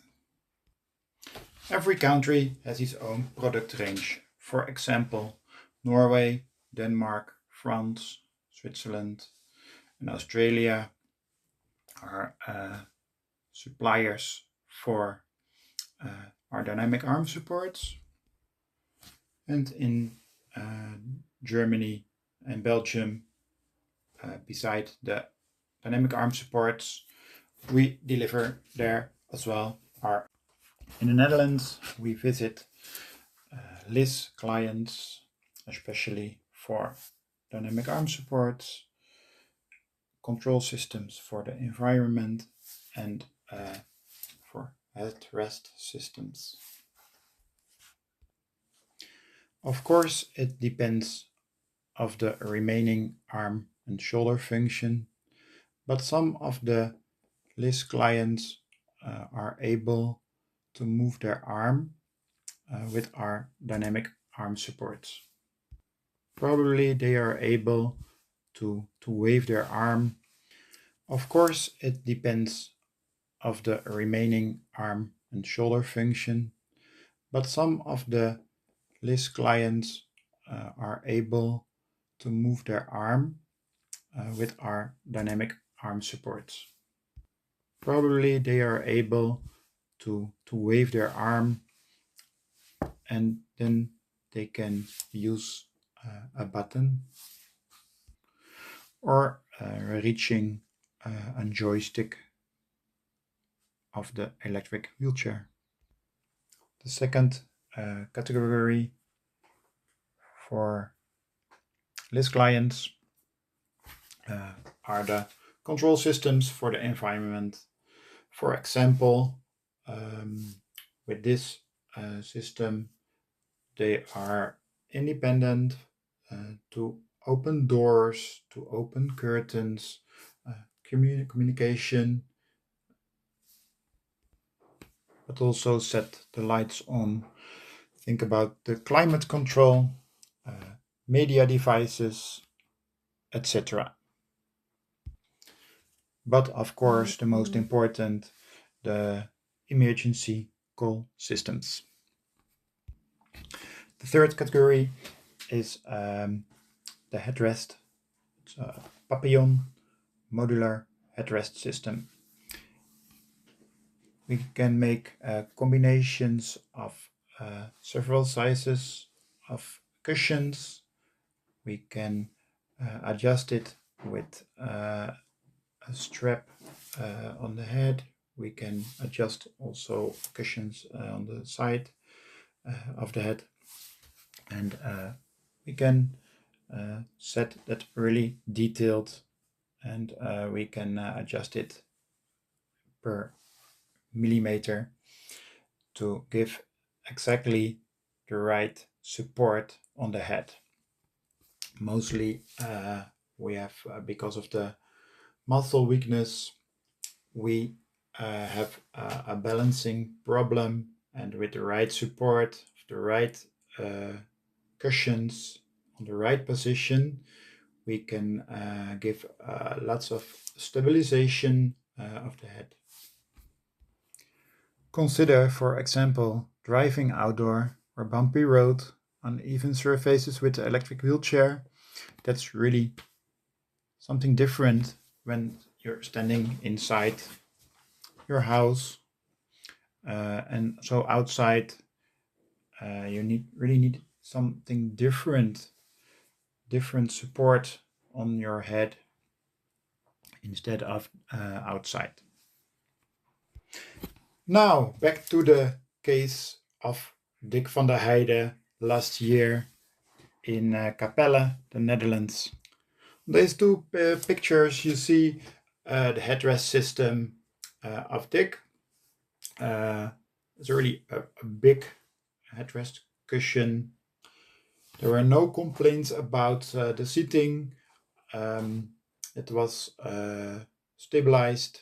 And to analyze the problem of the headrest, we use a methodical assessment. What are the main problems with the irregular materials? What's the information about the nurse? She's working with the headrest. The materials, what's really needed, and so the current cushion is not hurting. It's okay, but it could be optimized with better contoured, better fitting cushions for more comfort and more support. The biggest problem was the mounting on the backrest. The nurse explained the headrest is using in two positions. the supported positions, but also a second position for carrying. That means the headrest needs to move around 12 to 15 centimeter backwards. With this current mounting and construction, it's not working well for the nurse, but also the moving is not comfortable for Dick and give extra spasms for him. So the nurse told us the headrest has to move 10-15 centimeters backwards and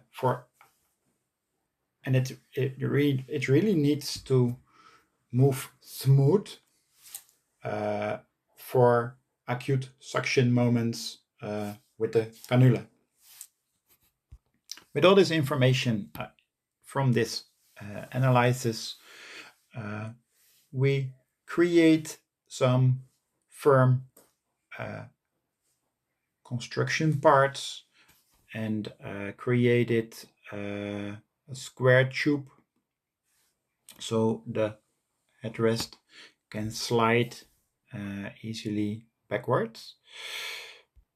And as well, we created better fitting cushions on the head of Dick.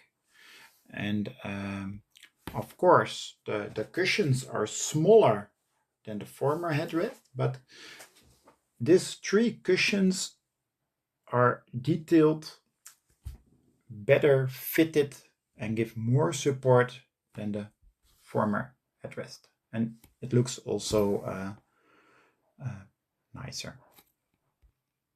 So with these materials, we started a test period, and after that we had an evaluation, and the cushions are feeling comfortable, really satisfied by that, and the construction is firm enough, but for the acute situations to move the headrest backwards, it's not moving smooth enough. That's the information about the test period. So that's why we decided to change that for another construction. And the last option what we can offer is to mount a small motor with 2 buttons to move it really smooth, and that feels comfortable for Dick because it's moving so smooth. Dick had the experience that it gives him lesser spasms, and it feels comfortable.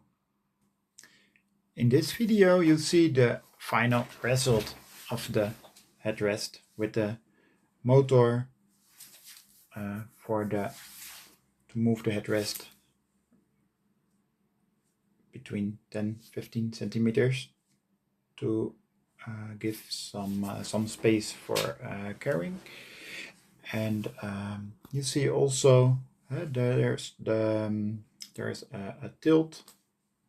It's really easy to use for the nurse, and it's also comfortable for Dick, and he has lesser spasms, and is so satisfied with this headrest solution. On this slide you see the modular headrest system Papillon. You see the different possibilities of the dimensions of the cushions. We can adjust it. The third is with extra cushions beside, or also a combination with an extra strap, especially for driving in a taxi or in a car or riding outside. And for Dick we make something special because lower in his neck he cannot handle some pressure, so that's why we we turned the whole mounting. So we make some small cushions beside above and lower one piece without the side support. So we analyze the problem of the headrest. We support detailed with the right dimension of cushions and adjust it exactly on the right position on the head. On this slide, we have an example of a balance problem of the head. The head is hanging in front and also to the right. Analyzes gives the information. The wheelchair and the seating system gives the right support, and the upper body is also stabilized. So we can continue with the analysis of the head and the neck. We feel with our hands about the correction. For this situation, we can give some correction, and we can bring the head more to the middle. We can create that with a longer cushion on the right side in combination with the right contoured cushion below and an upper cushion in the large version. For the daily use, is this the right solution? But for example, riding a taxi or driving outside in the wheelchair, you're able to bring the strap. Another situation on this slide. Here you see a person and he's moved to the left side with his upper body. So the question is a new headrest. So the first step is to start with the analysis and the assessment. So we checked the seating system, and so the first question is: can we give more correction to the upper body to stabilize and to go more to the middle? Yeah, for this person, we can fix that. So that gives the information with the right detailed lateral support on the upper body. The headrest will not be that complex anymore. So just a little contour of the cushions is enough for this person. So beware. Start with the right step. First, stabilize seating, and then continuing with the question of the headrest and what's really needed. What's the question? Which materials can we give the right support, and what is the solution? So this brings us to the end of the presentation. Hopefully this provides some insight into various high quality solutions. It was really nice to talk about the individual case of Dick van der Heijden and his individual solution. Dick and Shannon, thank you for the invitation. Thank you for joining and listening to this presentation. And if you are having any questions about our solutions, products, equipment, and please contact us. The email address is finding on the last slide. Okay, thanks, and have a nice day. Bye. I don't see you actually here at the moment, so if anybody has got questions, you can either address them to me at the Brain Foundation or contact them directly. As we saw early on in the presentation, Focal Meditech actually works with quite a few different countries. If you're somewhere that they don't work in, do please get in touch anyway, because they might be able to put you in the right direction. Don't just struggle on with equipment. If there are people out there that can help you, I'm sure they'd be able to. Joran and his team will be able to point you in the right direction. So do get in touch with him. Just for general information as well, there might be things that you'll be able to implement yourself without. Some of those were just cushioning things that perhaps you could do yourself. I don't know, James is definitely here. Are you ready to start a little bit early, James? Can we hear James? I don't think James is here yet. At least I let him in a little while ago. I don't know whether he went again. He's not there at the moment. Okay. Well, we've got 5 minutes until he reappears. As soon as he reappears, I'll introduce him. Perhaps in the meantime, Bauke's been, with his team at Utrecht University, has been working, and other people from other countries, I understand, has been working on relational personhood in regards to people with locked-in syndrome. I wonder whether perhaps we could discuss that a little bit, what work you're doing and what your plans are with that research. Yeah, of course. So maybe people remember, actually a year ago I presented an interview study also here on the webinar that I conducted with people with LIS and their loved ones and their healthcare professionals about what is it like to communicate while being locked in. And something that came out of that study was that when people change in their abilities to communicate, it is not only their ability to transfer information to someone else that is affected, but it's the more fundamental ability of or experience of being seen as a person by someone else.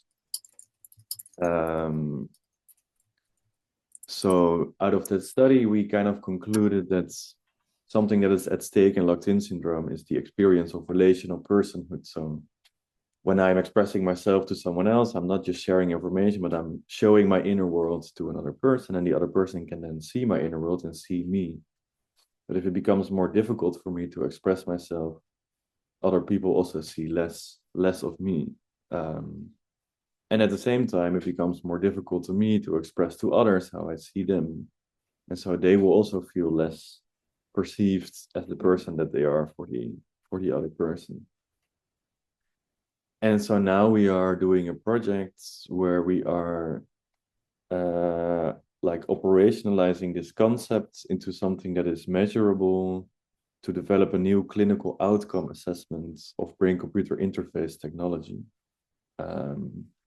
So the technology that Damien also talked about, that is now sort of in a phase between research and commercial application. And one of the things that needs to happen in that phase is that the FDA in the US needs to approve or somehow perceive that this is a technology that has value. And so this is why we are now creating a questionnaire or an instrument that is going to try to express how a brain-computer interface will shape the personhood of the people that use it. And our hope is that the BCI will make people with LIS more visible as the persons that they are. And also will help their caregivers and loved ones. Bauke and his team put together several discussion groups with various professionals, and I was privileged to be asked to be part of that. And we were talking about how even though people are able to communicate with the various technological devices that are available now, the expression of emotion and prosody and pausing that you get in a general conversation that it holds an immense amount of information is completely lost when you're just typing out a word. So I think that's another thing that Bauke and his team are really looking into, and ways of perhaps improving that.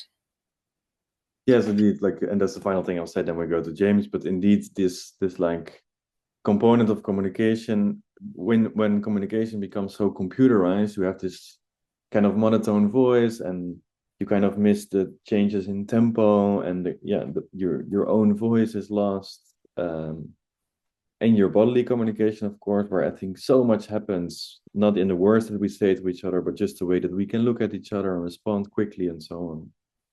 And these are all dimensions of communication that are sometimes overlooked in alternative and augmentative communication technology design. So we're trying to bring all of that together. Yeah. Wonderful work. Great research, Belka. Thank you very much for sharing that with us.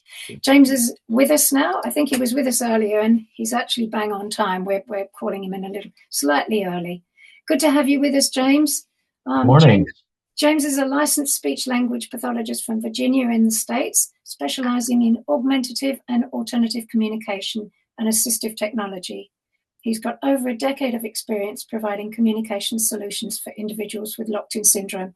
James has given us presentations before, and he's given brief talks during lunch breaks, and we wanted him back to give an updated talk on what work he's been doing. So today he's going to be sharing with us some practical strategies for maximizing communication through AAC tools, with a focus on empowering both individuals and their families. So I'll hand it over to you now, James. Good to see you. Lovely to have you with us. Thank you. Good morning, everybody. Hello from Virginia in the United States. Before I share my screen, I want to make sure that I'm doing it correctly, so I'm sharing sound as well. I have a couple short video clips, so let me go ahead and share here and get that all turned on, and then we'll jump into the conversation.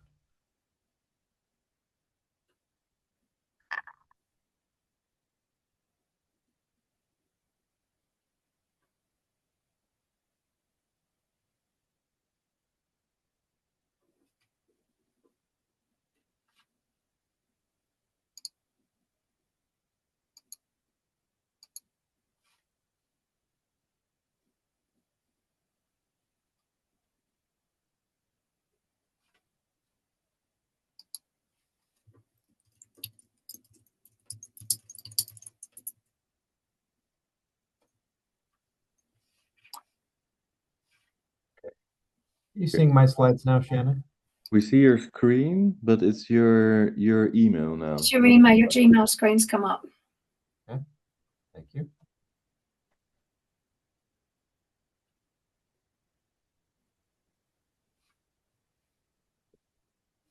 We see you again now. Handsome and smiling. There we go. This should do it. Yep, that's got it. But it's got your slides at the side. You just need to maximize it and you're done. Perfect. Yeah, perfect. Okay, great. So thank you, everybody, for being here. Nice to see you all. Nice to meet you. I have a short slide presentation I'm going to give, share a few stories. At the end, I have my name and my email address, so feel free to reach out with any questions or thoughts or comments. And I'm so pleased to be here again this year. Today, I'm going to be talking about communication strategies from gestures to gadgets. So we have no-tech options and we have high-tech options. My name is James Brinton. As Shannon mentioned, I'm a licensed speech and language pathologist, and I'm in Virginia, just out of Washington, D.C. in the United States. I'm going to start off by saying currently I'm working with a company called New Motion Speech Solutions, and New Motion Speech Solutions sells communication devices, software, and hardware from different manufacturers. But today I'm participating with this conference just as a volunteer for educational purposes. So I thought I should put that up front here. Over the next 20-25 minutes, we're going to talk about several ideas. First, I'm going to mention and talk about the Communication Bill of Rights. If you've never heard about the Communication Bill of Rights, I would encourage you and your families to look this up on the internet and print it out and read it. It is a very powerful statement. I'll share some of the ideas from the Communication Bill of Rights. We're then going to talk about yes and no communication. So making sure that we establish a firm yes and no communication system with our family members. We're going to then talk about phrase-based communication tools. I'm going to show and talk about some letter spelling boards. And then we're also going to talk about high-tech communication tools that are available out there. First, I wanted to really share and get to the heart of communication, as we've been speaking about already as I jumped into this conference. To me, it's evidence that all of us as humans, from the earliest measurable indicators, from the time that we're babies, are designed to socially connect and communicate with others. And infants' first words are the beginning of a lifetime of communication. And even when the ability to speak stops due to disability, we continue to have a constant desire for connection and social interaction with other people. So what is the Communication Bill of Rights? I encourage you to look this up if you haven't read it in its entirety. It's a document that has been created by the National Joint Committee for the Communication Needs of Persons with Severe Disabilities, which is an organization in New Jersey in the United States. And they made this document and declared it as the Communication Bill of Rights. And it details and explains rights that we have as human beings regarding communication. And I wanted to share some of them this morning. The Communication Bill of Rights states that all people have the right to meaningful communication that is culturally and linguistically appropriate. All human beings have the right to interact socially and to build and keep relationships. We also have the right to express preferences and feelings, to make comments, to share our opinions. And we have the right to make choices from meaningful options. When these rights are taken away from us, it is our quest, and as speech therapists, as caregivers, as family members of somebody who has lost their communication, to restore and preserve these communication rights. So each one of you out there have these rights, and it's our mission and our work to help preserve and maintain your rights to communicate and to connect with the world around you. So let's jump into some communication tools and strategies. So first, I want to speak about establishing a firm yes and no communication system. When somebody is locked in, one of the first things we would like to do is identify a simple sign that indicates yes and a simple sign that indicates no. And we want to ask and find out, can any body part move, even if it's a very small but deliberate movement? This could be the movement of an eyebrow, raising an eyebrow, perhaps moving your lips in a certain fashion, moving your tongue in a certain way, sticking it out or clicking it, slightly moving a finger, or moving your eyes in some direction. Again, it can be any body part and any movement, whether it's larger or small. Some examples that I've seen, some people look right for yes and left for no, or they may look up for yes and down for no, if they have consistent and controllable eye movement. Some people I've seen, they pucker their lips for yes, and then they relax them for no. Or they give any sign for yes, and they do nothing for no. So the sign that you can give means yes, and doing nothing indicates no. It's so important for us who are support staff and family members, when we ask yes and no questions, they need to be short and they need to be direct. So we cannot ask a question that has two parts. We need to ask one simple yes and no question. For example, are you cold? That's a very short and simple question, and we wait for a yes or a no answer. Are you hot? Yes or no. Are you in pain? Yes or no. So every question we ask using this communication method needs to be short and direct and requires us to wait for the answer and carefully observe our communication partner. So that's yes and no communication. All right, so let's move on to something called partner-assisted scanning. On the right, I have made up an example poster. I've been in homes where the family puts a big poster on the wall, and on the poster, we have different items that the person may need to request. So my poster here says 1, I need suctioning. 2, I'm hungry. 3, it's cold. 4, it's hot. 5, please adjust my pillows. 6, I have pain, etc., etc. And so the family can make up a poster board and list common needs, and the communication partner or the caregiver, nurse, or family member will scan down with their finger saying, do you need number 1? Do you need number 2? Do you need number 3? So they scan down and they watch for the signal that has been established previously, the yes/no signal, and they look for the signal for yes as they go down and scan through these simple phrases. And this is a way that as family members and caregivers, we can anticipate the needs and quickly scan through and find out what needs to be done in that moment, carefully observing for the individual's person for a signal for yes. So this is called partner-assisted scanning, and it's done with a poster or a phrase board. I have some examples here. This is a partner-assisted scanning alphabet board. So on the right, you'll see A through Z, an alphabet board. You also see these are aligned by color. Each row starts with a vowel, and at the bottom we have numbers. So here the partner would hold up an alphabet board and scan row by row and carefully watch for the signal of the person who is their communication partner. And then once they get to the row that's indicated, then they would scan letter by letter. So this partner-assisted scanning alphabet board is a way to spell words letter by letter. It's kind of like a dance. The communication partner does their part and watches for the individual signal for yes, and they go letter by letter. Sometimes we have letters on one side, and on the other side we might have common phrases. Here's the same concept, partner-assisted scanning using phrases. So you see here we have all sorts of short words meaning phrases: hot, cold, pillow, thirsty, hearing aid, glasses. On the right we have a pain scale.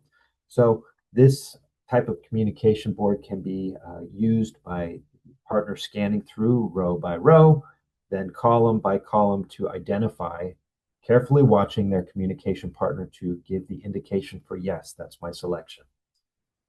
So this is partner-assisted scanning using a short phrase board.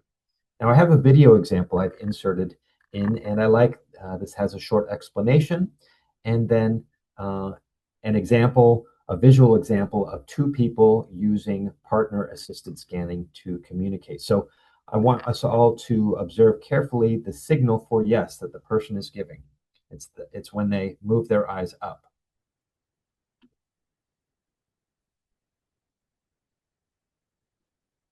A couple of useful tips when using partner-assisted scanning are always to make sure that the person you're communicating with is happy for you to guess what they're trying to say. Some people like this, other people find it annoying, so do check. Also, if you're asking the person to communicate a lot of words, you may want to use a whiteboard to jot down what they're writing, both as a reference for you and for them, so that they can remember what they're saying. Okay, Samir, so we're going out today. Can you tell me where you'd like to go?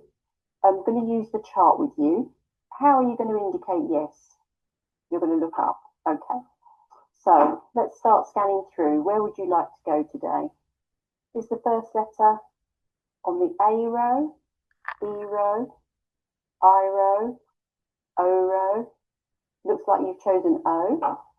Is it O, P? It's P. Okay, first letter P. Next letter. Is it on the A row? It's on the A row. Is it A? That looks like you've chosen A. P-A. Okay. Next letter. Is it on the A row?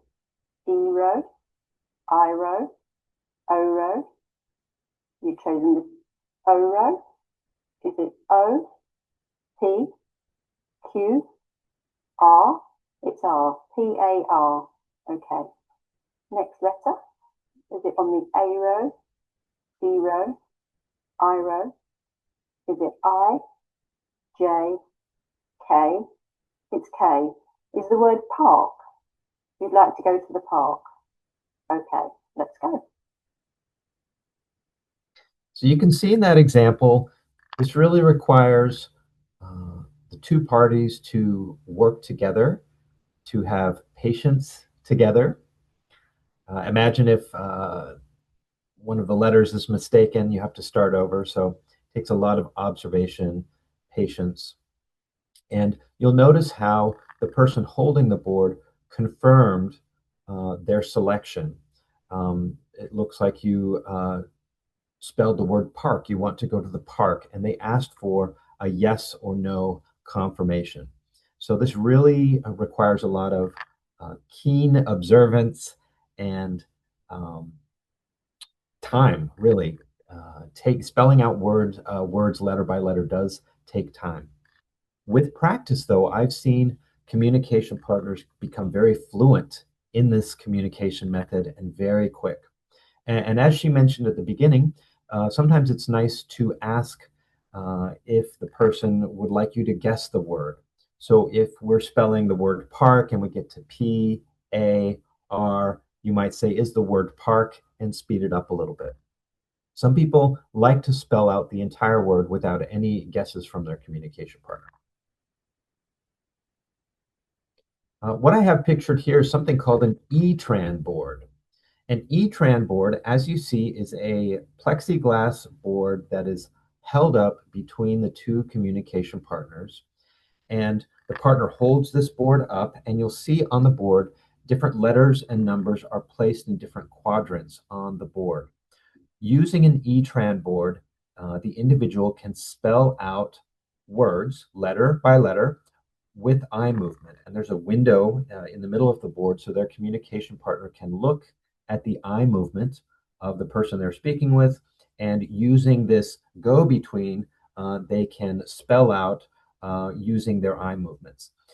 This, like any other communication methods, takes practice, takes a little bit of trial and error, but this is called an E-Tran board, and you have it by the bedside. You can hold it up and start communicating using eye movements. This is just one other example. The individual spelling the words identifies the letters, and they spell letter by letter. What I want to move into next is speech generating device access through switches. Some people can access an electronic communication device through any intentional body movement using something called a switch. In the next few slides, I have a few videos, and I have some specific pictures of switches that I've seen people use. To use a switch, you have to have some sort of small, reliable, and volitional muscle or body movement. So this could be the small movement of your hand or finger. It could be any body muscle. It could be your muscle on your shoulder. It could be a muscle on your neck. It could be a bite reflex. When we clench our jaw, there's muscle movement all the way up from our jaw into our temple. It could be a blink. It could be a mouth movement, like moving your tongue or moving your jaw slightly, or your lips. It could be head movement, moving your little toe, moving your leg muscle, etc. So this can be any muscle or body movement that is reliable and volitional and doesn't trigger other body movements. Using a switch allows you to access software that provides speech generation, and the software scans on the screen and the individual selects by triggering the switch with their body movement. So the software scans and you select when it gets to the right item on the screen. Here's some switch examples. And I put the name of each switch in case you're interested in looking these up online. This one's called a super sensitive micro switch. It's placed in the palm of the hand, and it's Velcro to any finger that has slight movement. This switch is meant to be sensitive to very light and small movements. So you can see that here it's Velcroed to the individual's pointer finger, which they can move slightly and trigger a switch. This wire is then connected to the computer, and the software recognizes, kind of like a mouse click, anytime the switch is activated, that there's a selection made in the software. This one is called the Augmental Mouth Pad. Now, this is a custom mouth pad. So they take a dental impression and they make a custom dental guard that has inside on the palate, the top palate of the mouth, it has a very small field where you can move your tongue and use that to activate the movements of a mouse. So you can click, you can move and navigate if you have tongue movement here at the top of your mouth. So this is a mouth pad. This is essentially a mouth switch. This is a Bluetooth device, so you place it in your mouth and it connects to a computer by Bluetooth, and it allows you to select and move a mouse and switch if your tongue movement is something that you can reliably show. This next one is called a twitch switch. You can see the picture. It is taped here to the muscles of the cheek and the bite reflex. So if there's any movement here with the jaw or the mouth, the twitch switch can recognize it and use it to select on a communication device through communication software. This next one is interesting. Neuronode is the company, and this is a company that has gained a lot of traction globally. They offer several types of switches, and this switch that I have pictured is called the Neuronode EMG switch. So it's an EMG switch that goes directly on the skin, and this can go anywhere on the body. And you'll see that it has a strap. So how it is pictured here is it's going to be measuring any muscle movement here in the forearm. Neuronode has several types of switches. This is the EMG switch with electrodes. So you see that there are little electrodes that are placed on the skin to capture any slight movement of the thumb. Now, these electrodes can be placed anywhere on the body, on the neck, on the temple, on the cheek, on the shoulder, on your legs, anywhere on the body that can show a reliable small movement of the muscles. And this last one I've chosen here is called the Ava headband. This is a company that it's a blink switch. So you wear the headband and it monitors when you blink, and you can set the settings to have it recognize when you are intentionally and deliberately blinking to switch to make a selection on a communication device. All of these switches take customization and a little bit of finagling to customize and really make work for the individual. And there's never a guarantee that a switch will work, but all of these are worth trying depending on the type of body movement that somebody might have, even if it's very small. And here's a video of switch scanning. This is using the Neuronode device that I showed previously, and this one is being triggered by the person moving their finger. So what I want you to observe here is I want you to observe the software on the screen scanning row by row and column by column, and the person switching using their finger movement to select whatever is being scanned on the screen. And you'll see that they're spelling using the keyboard at the bottom, and they're also selecting using the word prediction near the top. So this is what switch scanning can look like with this type of switch.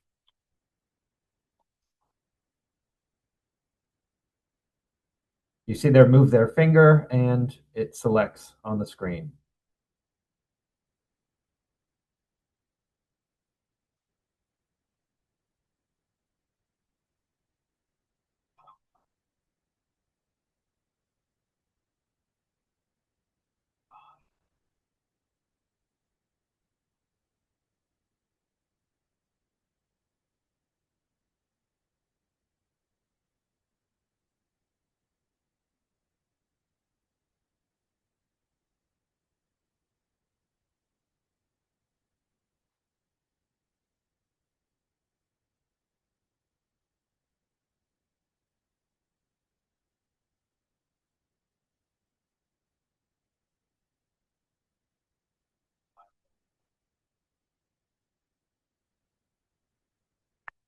Okay, so that was an example of switch scanning using a neuronode switch and a communication device with communication software on it. The big question is, how do individuals and families get access to devices like these? It's recommended that you be seen by a speech and language pathologist or an occupational therapist or an assistive technology specialist to provide an evaluation to see what parts of the body have movement to access a communication device.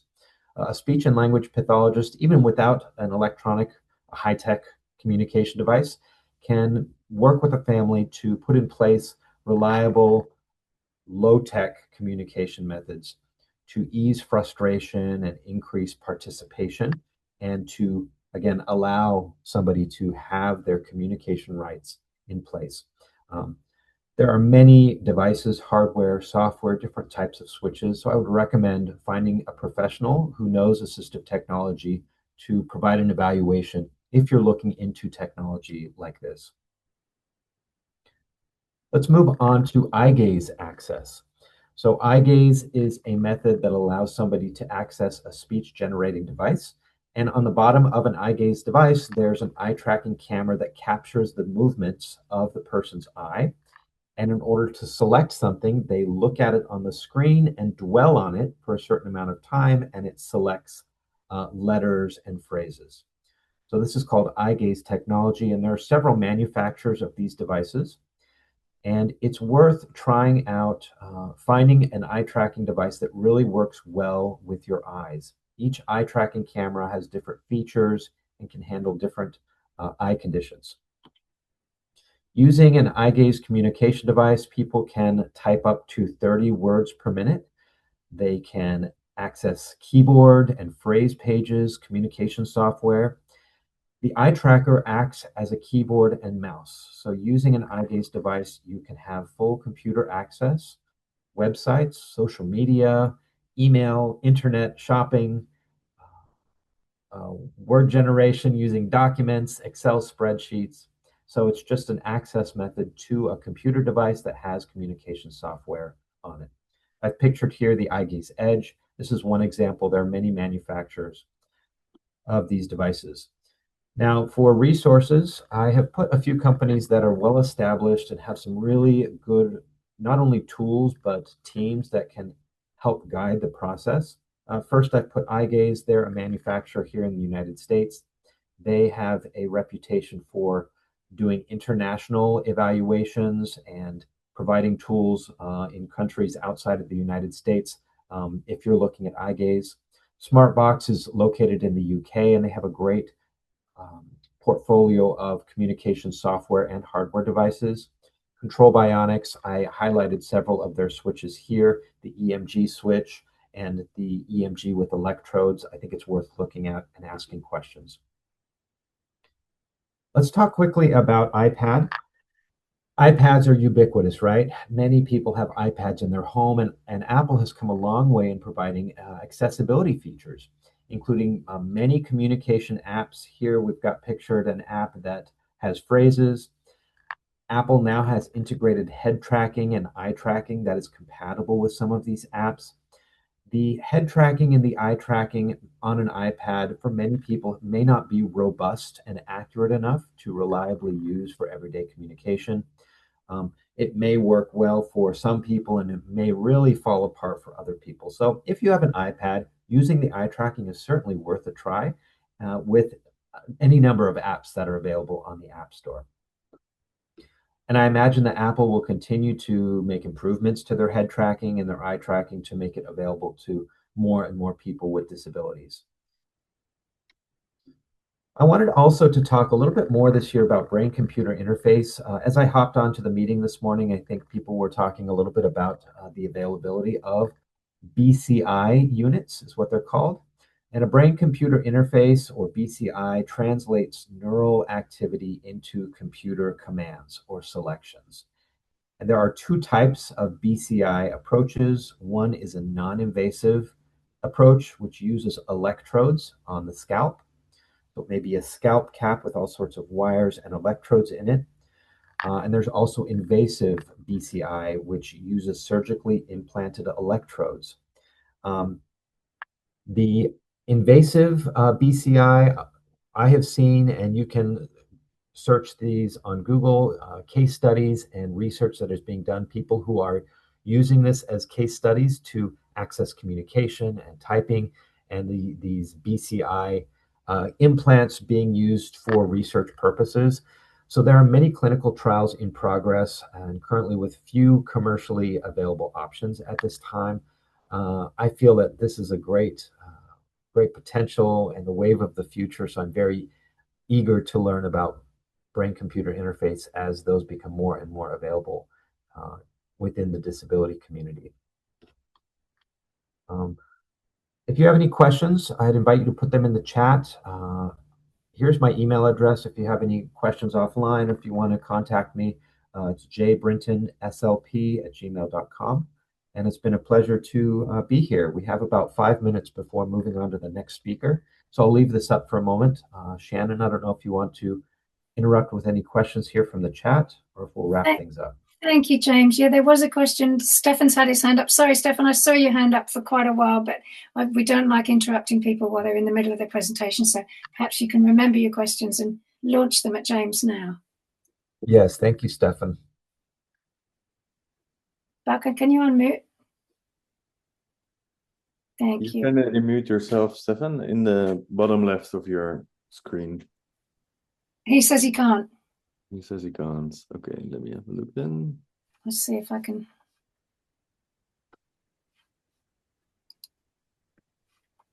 I'm good. Can you hear me? Yeah, we can hear you. Thank you, Stefan. Oh, okay, I have two questions about the presentation. Cool stuff. The first is, and this has always bothered me ever since I learned about alphabet boards. Has anyone done any work with putting the letters not in the QWERTY order or in alphabetic order, but rather in frequency order? It would seem like you get I did a rough calculation. It seemed like you get about a 25% speed up in letter recognition because you just don't have to go through so many rows and columns. Yes, I have seen that. I've not seen that on a paper letter board, but I've seen software on an eye gaze device that has a frequency keyboard with everything coming out of the center. Excellent. Yeah, that's good. Somebody's playing with that. Yeah, it's little tricks like that that can really speed up and think of the person we're communicating with rather than. Yeah, I'm an algorithm guy. Computer science algorithm. We've all been taught to use. Yes. The other thing I just wanted to mention in passing, when I was doing research on this thing in Spain, I got introduced to these two phenomenal sisters, both of which had developmental disabilities, one of which was somewhat cognitively limited, the other one not so much. In fact, she had a master's, and they're both stuck in wheelchairs. And turns out that the one without the intellectual disabilities had figured out a way to communicate to the other one and to be the voice for the other one by making shapes of letters with their eyes. It was just remarkable, and they were really fast too. So wanted to share that, really. And anybody that wants to get in contact with them or anything, I still have. It's been years, but I still have contact with them, and it was so smooth and so accurate and so fast. Okay, thanks. Incredible. Thank you.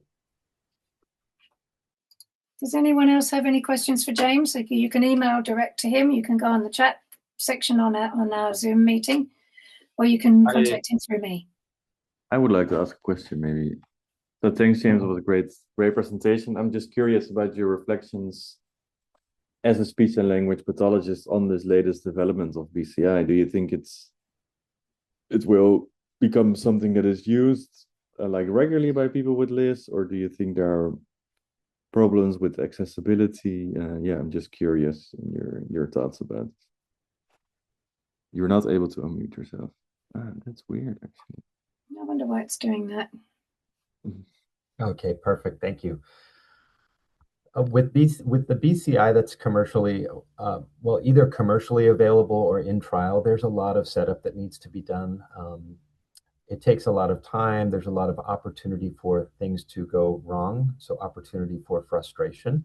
I do think that if we look over the next decade, great advances will be made for the availability and the ease of use. I don't know if that answers your questions. There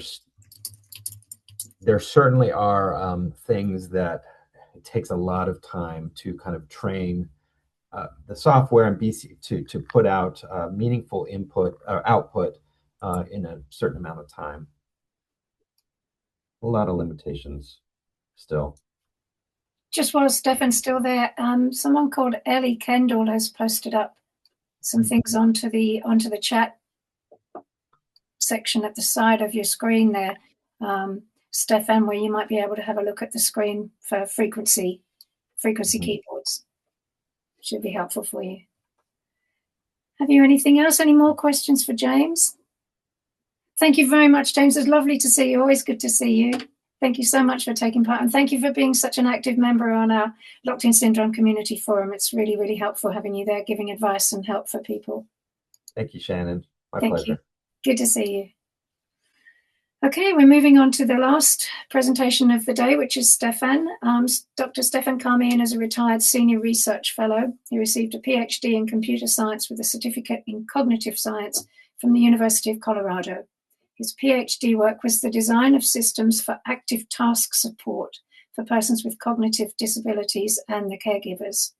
Currently, he focuses on ubiquitous and mobile assistive technology and context-aware systems, studying the socio-technological environment, its context, and the human user, deep personal configuration, and end-user programming.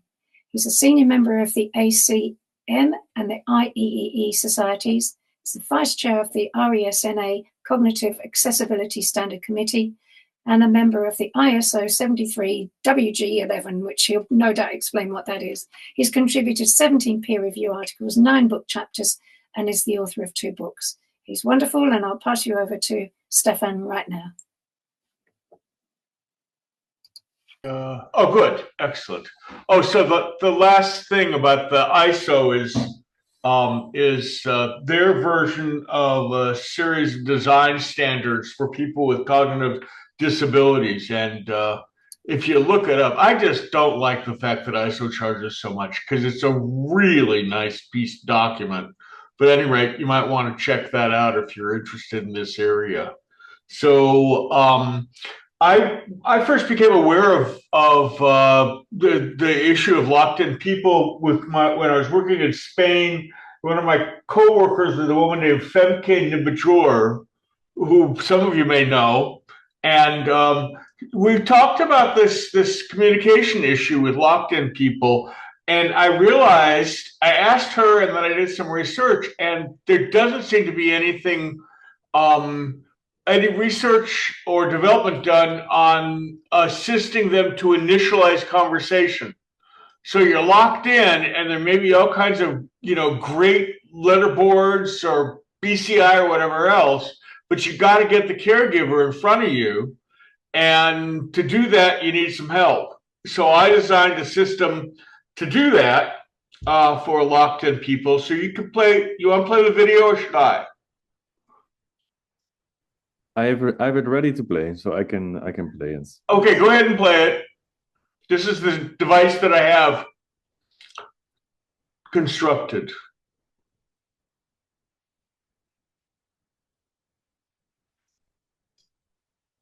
Is a device that facilitates people who are suffering from locked-in syndrome to initiate conversation. There's a lot of systems ranging from physical brain implants to kinds of little support systems to allow them to communicate if they can only move their eyeballs with people. But the big problem is there doesn't appear to have been done any kind of R&D or research on how they initiate conversations. So what we have here is a box that accepts an input, and in this case, it's a little card that's glued to an empty glass frame. So the good thing about using this glass frame is that it eliminates difficulty of positioning it on the person who needs it. I used before myoelectric muscle sensors, and they were pretty finicky, and they also required too much expertise in how to plant the sensor on the face, and this solves that problem. So my son and I built this device, and what it does is when it picks up the signal, it will then do two things. It will turn on this plug, which is tied into this lamp here, and it will also play something. It'll play a recorded file. Now, the recorded file that I have for actual use is very long, so I have one that's just very short, and that allows me to go back and forth between training and not training, so that you can do multiple training instances without having to listen to the whole lengthy audio file.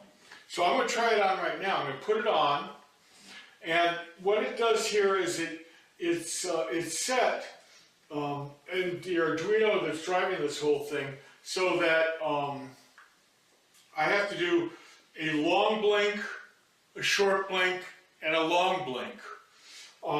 So that keeps it from being accidentally triggered. So if you look here at this bar, this bar is reading the intensity of the output of this chip. And this chip has a sensor in it that picks up motion and then transfers it to this device. So I'm putting it on now. And you can see the bar gets bigger. All right, so now I'm in test mode. So I'm going to do a long blink and a short blink and a long blink, and you'll see things happen. Long blink, short blink, long blink. You successfully triggered the device in learning mode. See, it's really easy to train the person to do this. It's just a long blink, a short blink, and a long blink. And the fact that it needs all three of those things keeps it from being triggered accidentally, as I said before. So I'm going to turn it to the actual one. You see, the nice thing about this bar up here is that it lets you know that it's alive and picking up signal without necessarily doing anything. So that helps the caregiver to get it set up in the first place. Once it's set up, I'm going to trigger it, put it into non-training mode. There's a card in there, a memory card in there that can have arbitrarily long audio put on it, and there's an MP3 player that plays whatever you put on that card. So that's relatively easy to customize for the person. So here I'm pretending to be a person named Christopher who wants to communicate. I'm setting it in non-training mode. So long blink, short blink, long blink. Hello, it's Christopher over here. I need someone to help me communicate. Hello? So, hello? Pretty cool.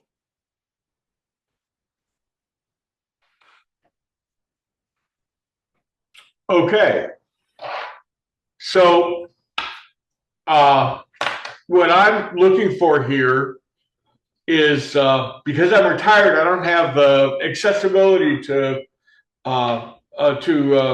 subjects to test this device, and I'm looking to find some help in trying this out with people that are actually locked in, and then once it's successful, a paper will be written up, and I intend to communicate with people who design and build and sell either AAC or assistive technology in general, and give them the design. And it's only about, I don't know, $150 in parts. So in the world of assistive technology, this thing is dirt cheap. And if anyone wants to, is willing to try it out and has some locked in people to try it out on, let me know, and I will come out and bring it to you anywhere on the world. I worked on this for about 2.5 years, and it was finished about 3 years ago, and I certainly would like to see something done with it. Anybody have any questions?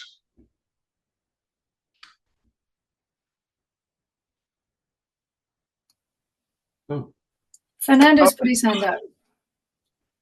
Fernando? Can we hear Fernando? I'm unmuting you. Hold on, Fernando. There you go. Yeah, no, it's not really a question. It's more a commentary about how important this problem of initiating communication is. Yes.